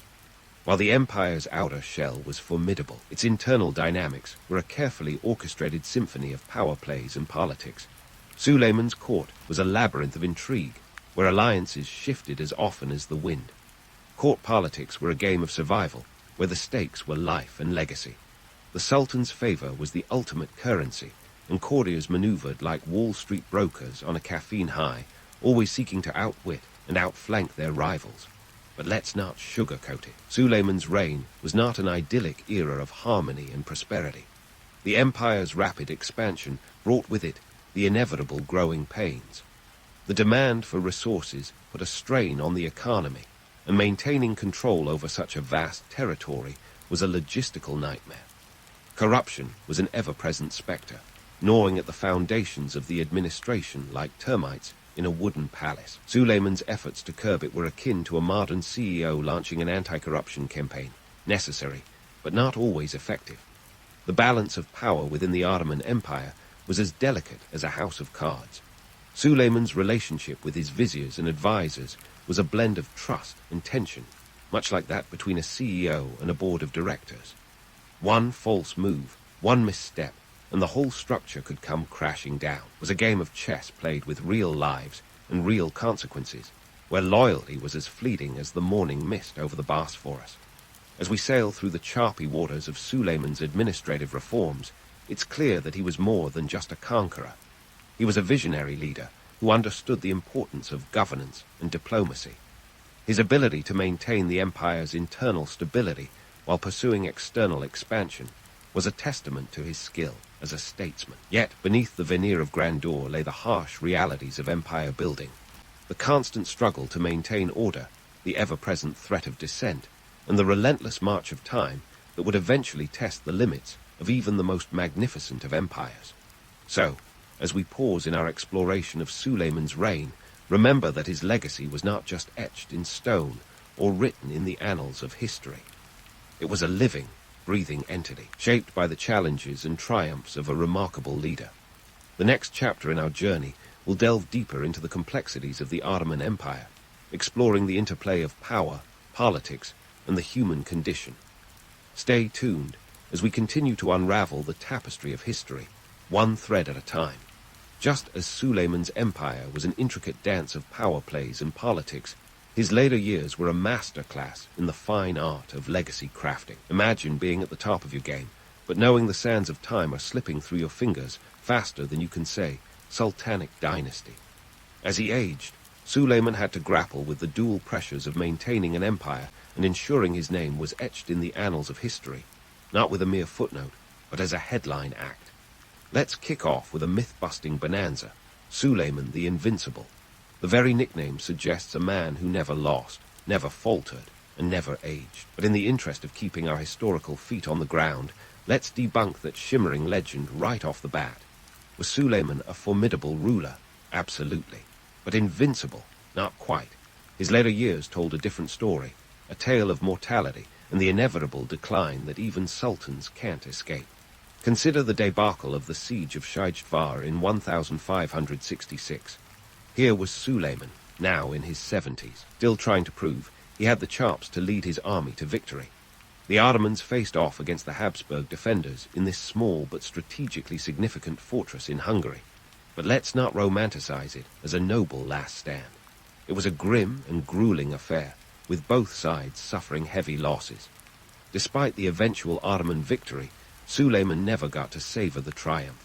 He died from natural causes just before the final breakthrough. His death was kept a secret until the fortress fell, in a bit of political theatre worthy of a Shakespearean tragedy. Suleiman's passing marked the end of an era, but it also raised a glaring question. What happens to a well-oiled machine when the chief engineer exits the stage? The empire he left behind was a powerhouse, but its gears were starting to grind. The sheer size of the Ottoman Empire was both its glory and its Achilles heel. Maintaining control over vast territories stretching from the gates of Vienna to the deserts of Arabia was no small feat, and the cracks were beginning to show. Economically, the empire was a giant with feet of clay. Constant military campaigns had drained the treasury faster than wine at a sultan's banquet. The costs of empire building were astronomical. Just think about the logistics of moving thousands of troops, supplying them, and keeping them in fighting condition. We're talking millions in today's dollars, a gargantuan expense even in the best of times. The treasury, once a bottomless pit of coin, was starting to look more like a sieve. Politically, Suleiman's empire was a precarious balancing act. The Janissaries, once an elite fighting force, had become a powerful interest group with their own agendas. Think of them as the medieval military-industrial complex, wielding influence and occasionally throwing their weight around like a bull in a china shop. The empire's administration was riddled with corruption, a bureaucratic swamp that even Suleiman's reforms couldn't completely drain. But let's not paint Suleiman's legacy as a total wreckage. He left behind a cultural and architectural footprint that continues to shine in the modern era. The Suleimani Mosque, an architectural masterpiece, still graces Istanbul's skyline, a testament to the empire's glory days. Under his patronage, the arts flourished, producing poets and artists whose work still captivates us. Suleiman's legal reforms, aimed at ensuring justice and fairness, laid the groundwork for subsequent Ottoman law. Yet, the true cost of his empire building was the seeds of instability sown within the empire itself. The vast territories and diverse populations pulled in different directions, creating tensions that would eventually unravel the Ottoman tapestry. Suleiman's successors struggled to maintain the empire's cohesion, often resorting to draconian measures to keep the lid on simmering unrest. As for Suleiman's personal legacy, it's a mix of the majestic and the mundane. He was a man of contradictions, both a warrior and a lawgiver, a conqueror and a patron of the arts. His reign was a blend of brilliant achievements and harsh realities, a reminder that history is rarely black and white. The romantic image of a sultan bestriding the world like a colossus is tempered by the realities of age, mortality, and the burdens of leadership. In the grand tapestry of history, Suleiman the Magnificent occupies a central panel, embroidered with gold thread, yet frayed at the edges. His story is a cautionary tale about the seductive allure of power and the relentless march of time that even the mightiest rulers cannot escape. As we bid farewell to this chapter of history, let's keep in mind that every empire, no matter how grand, is built on the shifting sands of human ambition. So, next time you gaze at the architectural wonders of Istanbul or ponder the complexities of global power dynamics, remember the lessons of Suleiman's reign. His life was a rich tapestry of triumph and tragedy, a story of a man who dared to dream big and whose legacy still echoes through the corridors of history. And as we close the book on Suleiman's epic tale, let's carry forward the understanding that history is not just about the legends we inherit, but the truths we uncover along the way. In the rugged landscape of ancient Greece, nestled between mountains and mythology, lay Sparta, a city-state that took military obsession to a whole new level. Forget modern-day boot camps. The Spartans were running their own version of hardcore CrossFit centuries before it was cool. And if you think your gym instructor is tough, wait until you hear about the Agoge, the Spartan training program that made today's boot camps look like a leisurely stroll through the park. Let's set the scene. Sparta wasn't just a city, it was a well-oiled war machine. Every male Spartan citizen was a soldier, and every soldier was a cog in this relentless apparatus. But how did they get there? It all started with the Agoge, a system so extreme that it would make the toughest reality show contestant cry uncle. Boys entered this grueling regime at the tender age of 7, leaving behind their families to learn the art of war. And by art, we mean getting down and dirty with combat training, survival skills, and a hearty dose of discipline. But why, you might ask, was Sparta so fanatical about warfare? Well, it's not just because they enjoyed a good brawl. The roots of this military ethos are buried deep in economic and political soil. Sparta's society was structured like a three-tiered cake, with the ruling Spartiates at the top, the Perioikoi, free but non-citizen residents, in the middle, and the Helots at the bottom. Ah, the Helots. These were the enslaved people who did all the heavy lifting, literally, so the Spartans could focus on perfecting their warrior skills. Talk about outsourcing. Helots worked the land and took care of mundane tasks, allowing Spartan citizens to dedicate their lives to military training. But this wasn't a peaceful coexistence. The Spartans feared Helot revolts like modern folks fear tax audits. In fact, they were so paranoid about potential uprisings that they annually declared war on the Helots just to keep them in line. If that doesn't scream trust issues, I don't know what does. Now, let's not forget the role of women in this testosterone-fueled society. Spartan women were not your typical ancient Greek housewives. Nope, they were busy holding down the fort and ensuring the next generation of warriors was in tip-top shape. While their male counterparts were busy flexing their muscles, Spartan women managed estates and even received physical training themselves. The idea was simple. Fit mothers would produce strong offspring. You could say they were the original fitness influencers, minus the Instagram. Yet, the Spartan woman's role wasn't just about breeding. It was about embodying the values of Spartan society. They were expected to be tough, resilient, and outspoken, a far cry from the more demure ideals of other Greek city-states. Their words could carry as much weight as their muscles. After all, they were the ones shaping future warriors' morals and mindset. Plutarch, the ancient historian, tells us that Spartan women had a reputation for being fiercely direct. Apparently, when a Spartan mother handed her son his shield, she'd say, "Come back with it, or on it." Talk about motivational speeches. So, what was the payoff for all this rigor and discipline? A Spartan soldier was as elite as they came, the Navy SEAL of the ancient world. Their phalanx formation was a marvel of military engineering, a wall of shields and spears that could bulldoze through enemy lines with ruthless efficiency. Spartans didn't just fight to win, they fought to dominate, to send a message that they were not to be trifled with. But here's the twist. Despite their fierce reputation, Spartans weren't always the top dogs in Greek politics. They were so consumed by their military lifestyle that they missed out on some of the cultural and intellectual developments enjoyed by their Athenian neighbors. Sparta was the kid in the class who was great at gym, but not so much at everything else. While Athens was busy inventing democracy and philosophy, Sparta was perfecting the art of the spear thrust. The Spartan model of society and military prowess didn't just happen overnight. It was the product of years of adaptation and necessity. Their militaristic lifestyle was a practical response to their environment and circumstances, not just an arbitrary choice.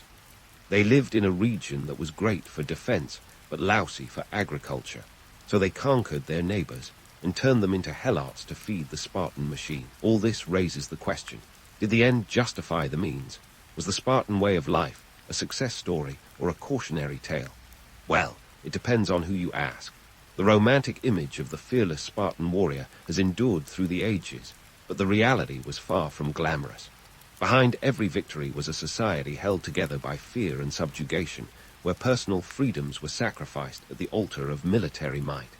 In the end, the Spartan story is a complex tapestry woven with threads of discipline, fear, and pragmatism. It's a tale of a society that chose the path of the warrior, for better or worse, and stuck to it with unyielding determination. So next time you're struggling through a tough workout or a challenging day, remember the Spartans. Their legacy is a reminder that sometimes strength isn't just about muscles. It's about the will to endure, to push through, and to fight for what you believe in, even if it means coming back with your shield or on it. And speaking of shields, let's dive into the nuts and bolts, or should I say spears and sandals, of what made the Spartan military the ancient world's equivalent of a rock band on tour. The Spartan army was a well-oiled machine, structured with precision and purpose, kind of like a Swiss watch, but with more bloodshed. At the heart of this military marvel were the hoplites, the heavily armed foot soldiers who were as iconic to Sparta as red cups are to college parties. The hoplite wasn't just any old foot soldier. This was a warrior decked out in gear that would make a medieval knight blush. Picture this, a helmet made of bronze, designed to protect the noggin while looking intimidating enough to scare the toga off any Athenian. The hoplite's shield, or harplan, was a circular beast, roughly 3 feet in diameter, and as much a defensive tool as it was a status symbol. It was so vital that losing it in battle was considered the ultimate disgrace. The shield was complemented by a cuirass. Think of it as the ancient version of bulletproof vests and greaves to protect the shins. Altogether, this ensemble could weigh upwards of 70 pounds. Talk about carrying your weight in battle. And then there was the spear, the piece de resistance of hoplite armament. At about 7 to 9 feet long, the dory was no toothpick. It was a lethal extension of the hoplite's arm, perfect for poking, prodding, and generally ruining an enemy's day. Add a short sword, the ziphos, for close encounters, and you had a warrior ready to make history, or at least a really intense action movie. But gear alone doesn't win battles, right? It's all about the tactics, baby. Enter the phalanx formation, a tight-knit group of soldiers moving as one impenetrable unit. Imagine a human tank, a wall of shields with spears pointing out like a porcupine on the offensive. The Spartans perfected this formation, training their soldiers to move in unison, like a military flash mob with less dancing and more stabbing. Each hoplite's shield overlapped with the next, creating a continuous barrier against which enemy forces would break like waves against rock. Now, let's debunk a myth or two. Contrary to popular belief, Spartans weren't invincible. Sure, they were the UFC champions of ancient Greece, but even champions have off days. Take the Battle of Leuctra in 371 BCE, for instance. The Thebans, led by Epaminondas, outsmarted the Spartans using an innovative tactic, a staggered line formation that caught the Spartans off guard. It was a classic, who's laughing now moment, as the Spartans found themselves on the wrong end of a military innovation. The result, a crushing defeat that shook Sparta to its core and showed that even the toughest warriors could have their Achilles heels. And let's not forget the Battle of Sphacteria in 425 BCE, where the Spartans, who prided themselves on their ability to never surrender, ended up doing just that. Trapped on an island and outmaneuvered by the cunning Athenians, around 292 Spartan hoplites were captured, an event so shocking that it was like finding out your favorite superhero has been taken down by a minor villain. So, what gives? How could these supposedly unbeatable warriors face such setbacks? The truth is, while Sparta excelled in discipline and strategy, their rigid system left little room for adaptability. They were like a finely tuned sports car that could blaze down a straight track, but struggled on a winding road. Their focus on maintaining a militaristic society sometimes meant missing out on the advantages of flexibility and innovation. But let's not throw the baby out with the bathwater. The Spartan military was still a force to be reckoned with. Their training, discipline, and sheer tenacity made them a nightmare to face on the battlefield. While they might not have been the geniuses of ancient warfare, they were certainly the brawns. Remember, the Spartan way was less about individual heroics and more about the collective power of the phalanx. It was about sticking together, quite literally, and trusting in the man beside you to hold the line. Economically speaking, Sparta's military prowess was both a boon and a bane. Their reliance on a subjugated class, the Helots, meant that their economy was, in many ways, a house of cards. The constant threat of revolt required a military strong enough to suppress uprisings, yet this very strength was built on a precarious foundation. It's like building a skyscraper on quicksand, impressive until it starts to sink.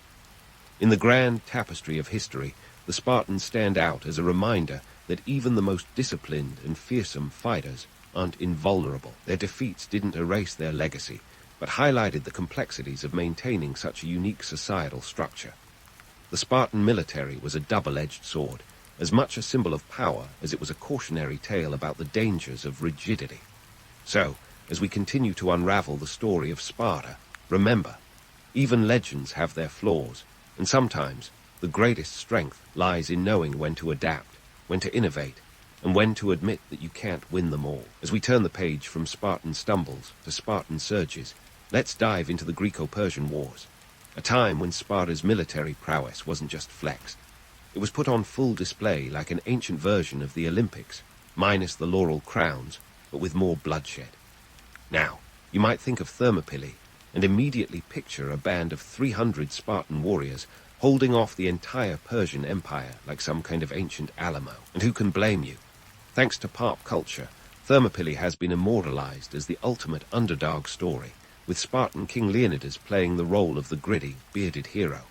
But let's peel back the layers of this myth and see what was really going on behind those iconic red cloaks. In 480 BCE, King Xerxes of Persia had a bone to pick with Greece, and he wasn't shy about it, with an army reportedly numbering in the hundreds of thousands. Historians debate the exact figure, but let's just say it was enough to make any Greek city-state sweat. Xerxes was on a mission to conquer. Enter Thermopylae, a narrow mountain pass and the perfect choke point for defense.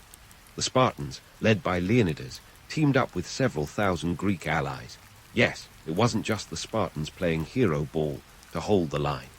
Leonidas had about 7,000 men at his disposal at the start, a far cry from the 300 often romanticized. The plan was to use the terrain to their advantage, turning the narrow pass into a meat grinder that would nullify the Persians' numerical superiority. And for 2 days, it worked like a charm. The phalanx formation, with its overlapping shields and thrusting spears, was like a deadly game of whack-a-mole. Only the moles were Persian infantry. But here's where reality throws a wrench into the romantic narrative.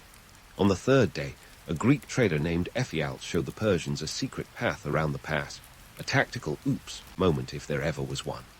Leonidas, realizing the gig was up, sent most of the Greek forces back and kept his Spartans, along with a few hundred allies, to make a last stand. It was a move more about buying time for the rest of Greece to prepare than about achieving an impossible victory. So, why has Thermopylae been romanticized into this tale of sheer Spartan heroism? Well, it's all about the narrative, my friends. Heroic last stands make for better stories than strategic retreats. Leonidas and his men became martyrs, their sacrifice a rallying cry that united the Greek city-states against a common enemy.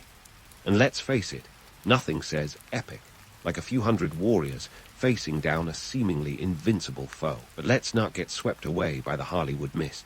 The reality is that these men faced brutal conditions, armed with nothing more than bronze, leather, and a whole lot of guts. The Spartan ethos of fighting to the death wasn't just about glory. It was about protecting their way of life, their families, and their city-state from the encroaching Persian tide. Theirs was a harsh existence, where discipline was their bread and butter, and courage was the only currency that mattered when the chips were down. Now, while Thermopylae gets all the press, it wasn't the only chapter in Sparta's Greco-Persian saga. There's also the Battle of Plataea in 479 BCE, where Spartan leadership played a crucial role in delivering a thumping defeat to the Persian forces. Here, the Spartan army, led by Pausanias, commanded a coalition of Greek forces that finally turned the tide against Xerxes' campaign. This wasn't just a victory of arms, it was a victory of strategy and unity, a rare moment when the often squabbling Greek city-states came together for a common cause. Pausanias, unlike the more famous Leonidas, wasn't exactly the poster child for Spartan virtue. He was a bit of a maverick, known for his unconventional tactics and eventual downfall due to accusations of Persian sympathies. But on the battlefield at Plataea, he demonstrated the brilliance and adaptability that occasionally punctuated Spartan rigidity. By feigning retreat and drawing the Persians into an unfavorable position, Pausanias managed to exploit the enemy's weaknesses and secure a decisive win. The economic implications of these battles were significant. By halting the Persian advance, the Greek city-states maintained their autonomy, ensuring that their trade routes and resources weren't swallowed up by Xerxes' empire.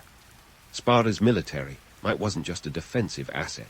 It was a vital part of the Greek economic landscape, safeguarding the delicate balance of power that allowed trade and culture to flourish in the Hellenic world. Yet, let's not forget that even in victory, the Spartan way of life was a double-edged sword. Their success in the Greco-Persian Wars masked the underlying tensions and vulnerabilities of their society. The Helots, ever the Achilles heel of Sparta, remained a constant source of fear and unrest. The very foundation of their military prowess was built on the backs of an oppressed class, and every Spartan victory abroad was shadowed by the potential for rebellion at home. So, where does this leave us in the grand narrative of Spartan history? Well, it's a tale of glory and grit, of strategic brilliance and societal blind spots.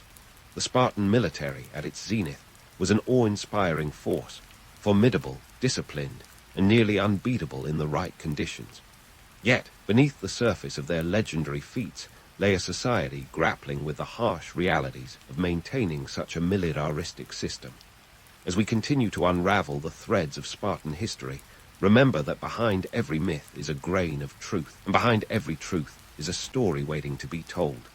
The Spartans weren't just warriors. They were people living in a world as complex and challenging as our own. Their legacy is a testament to the power of unity, the strength of will, and the consequences of a life lived on the edge of a spear. And while the legend may shine bright, it's the reality that offers the most compelling lessons for those willing to look beyond the shadows of history. As we peel back another layer of Sparta's storied past, it's time to explore what was happening under the hood of this ancient war machine. Because, spoiler alert, while the Spartans were busy carving out their reputation as the ultimate warriors, the internal gears of their society were starting to grind ominously.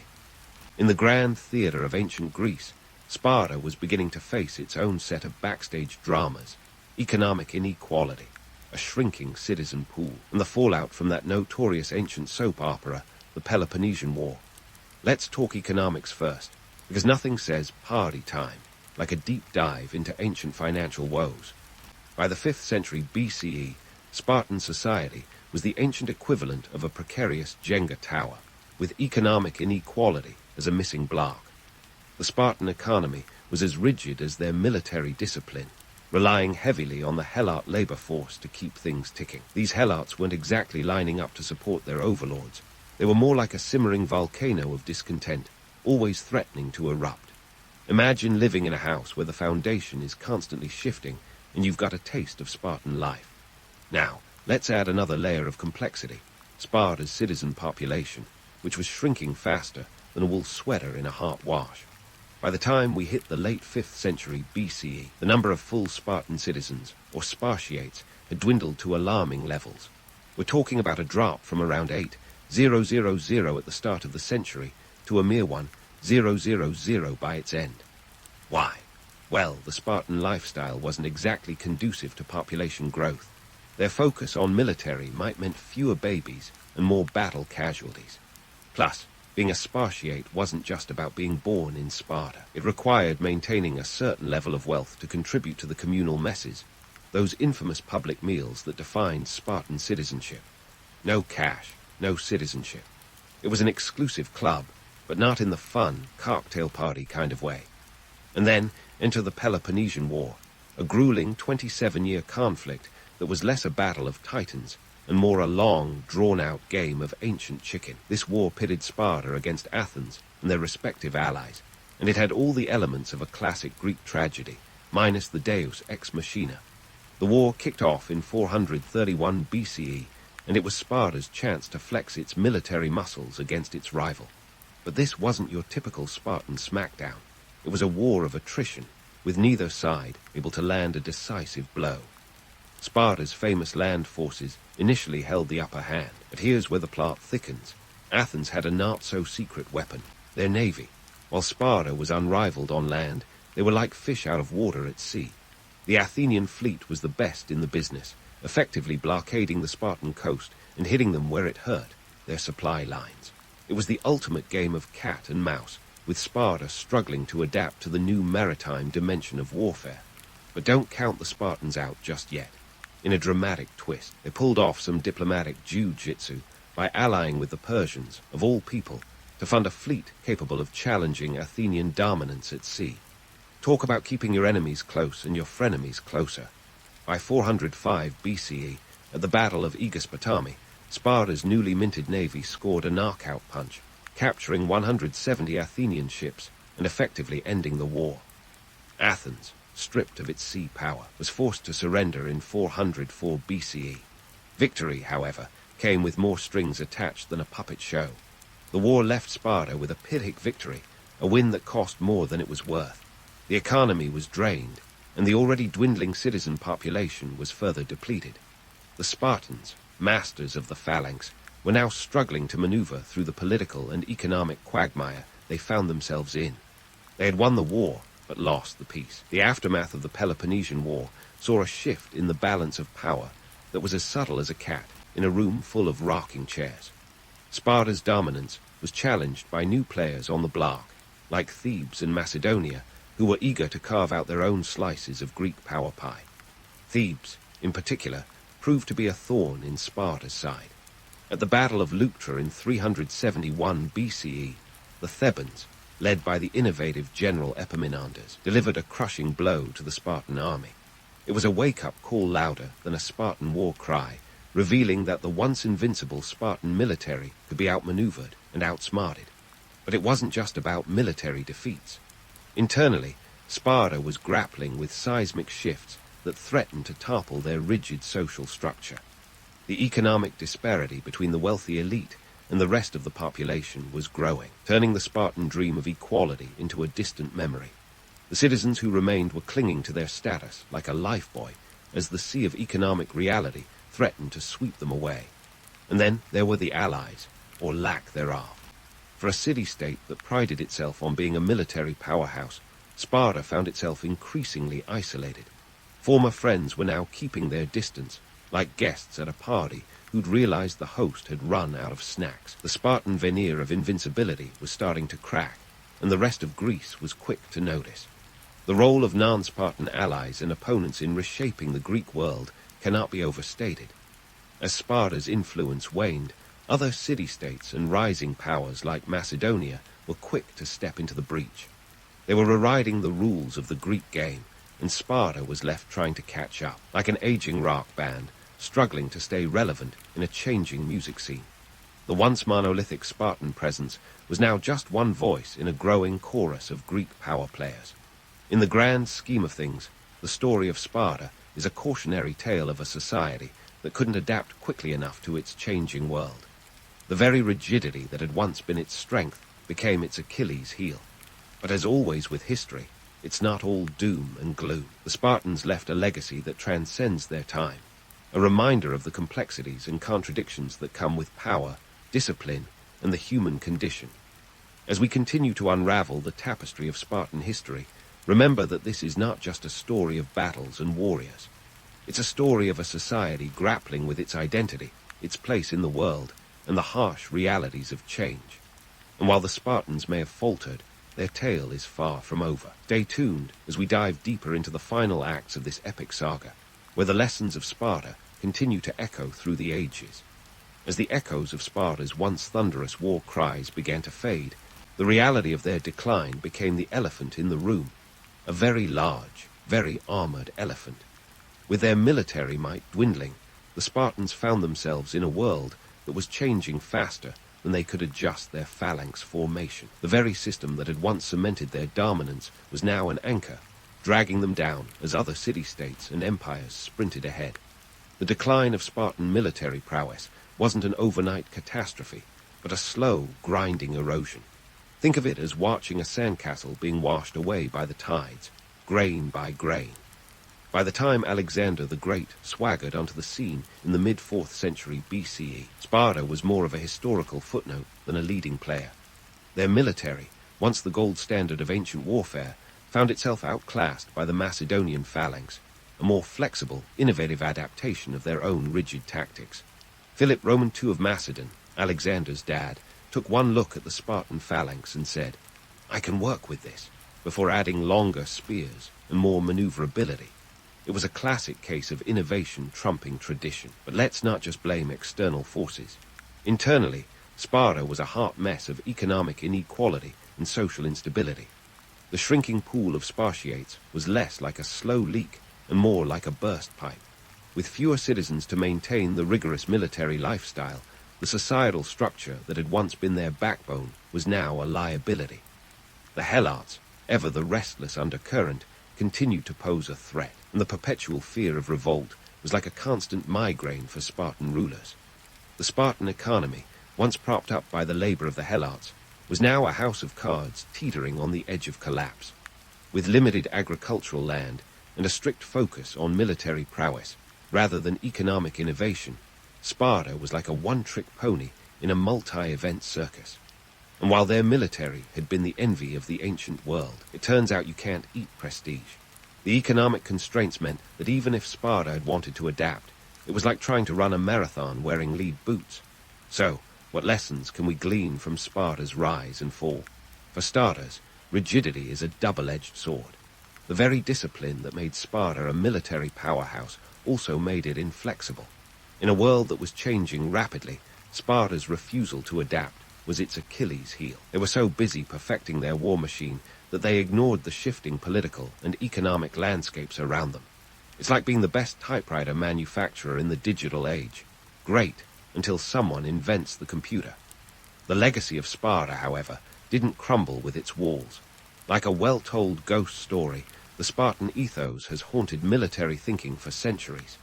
Their emphasis on discipline, unity, and the power of a collective force over individual heroics has left an indelible mark on military strategy and training worldwide. Think of the Marines, Semper Fi ethos, and you'll hear echoes of Spartan commitment. The Spartan spirit lives on in every soldier who values the team over self, in every military unit that drills with relentless precision. Yet, while we marvel at the legend, we must also confront the reality. The romantic image of the Spartan warrior, standing steadfast with shield and spear, often overshadows the harshness of their society. A society built on subjugation, where personal freedoms were sacrificed at the altar of military excellence. It's a reminder that behind every great story there are shadows, truths that challenge the gloss of legend.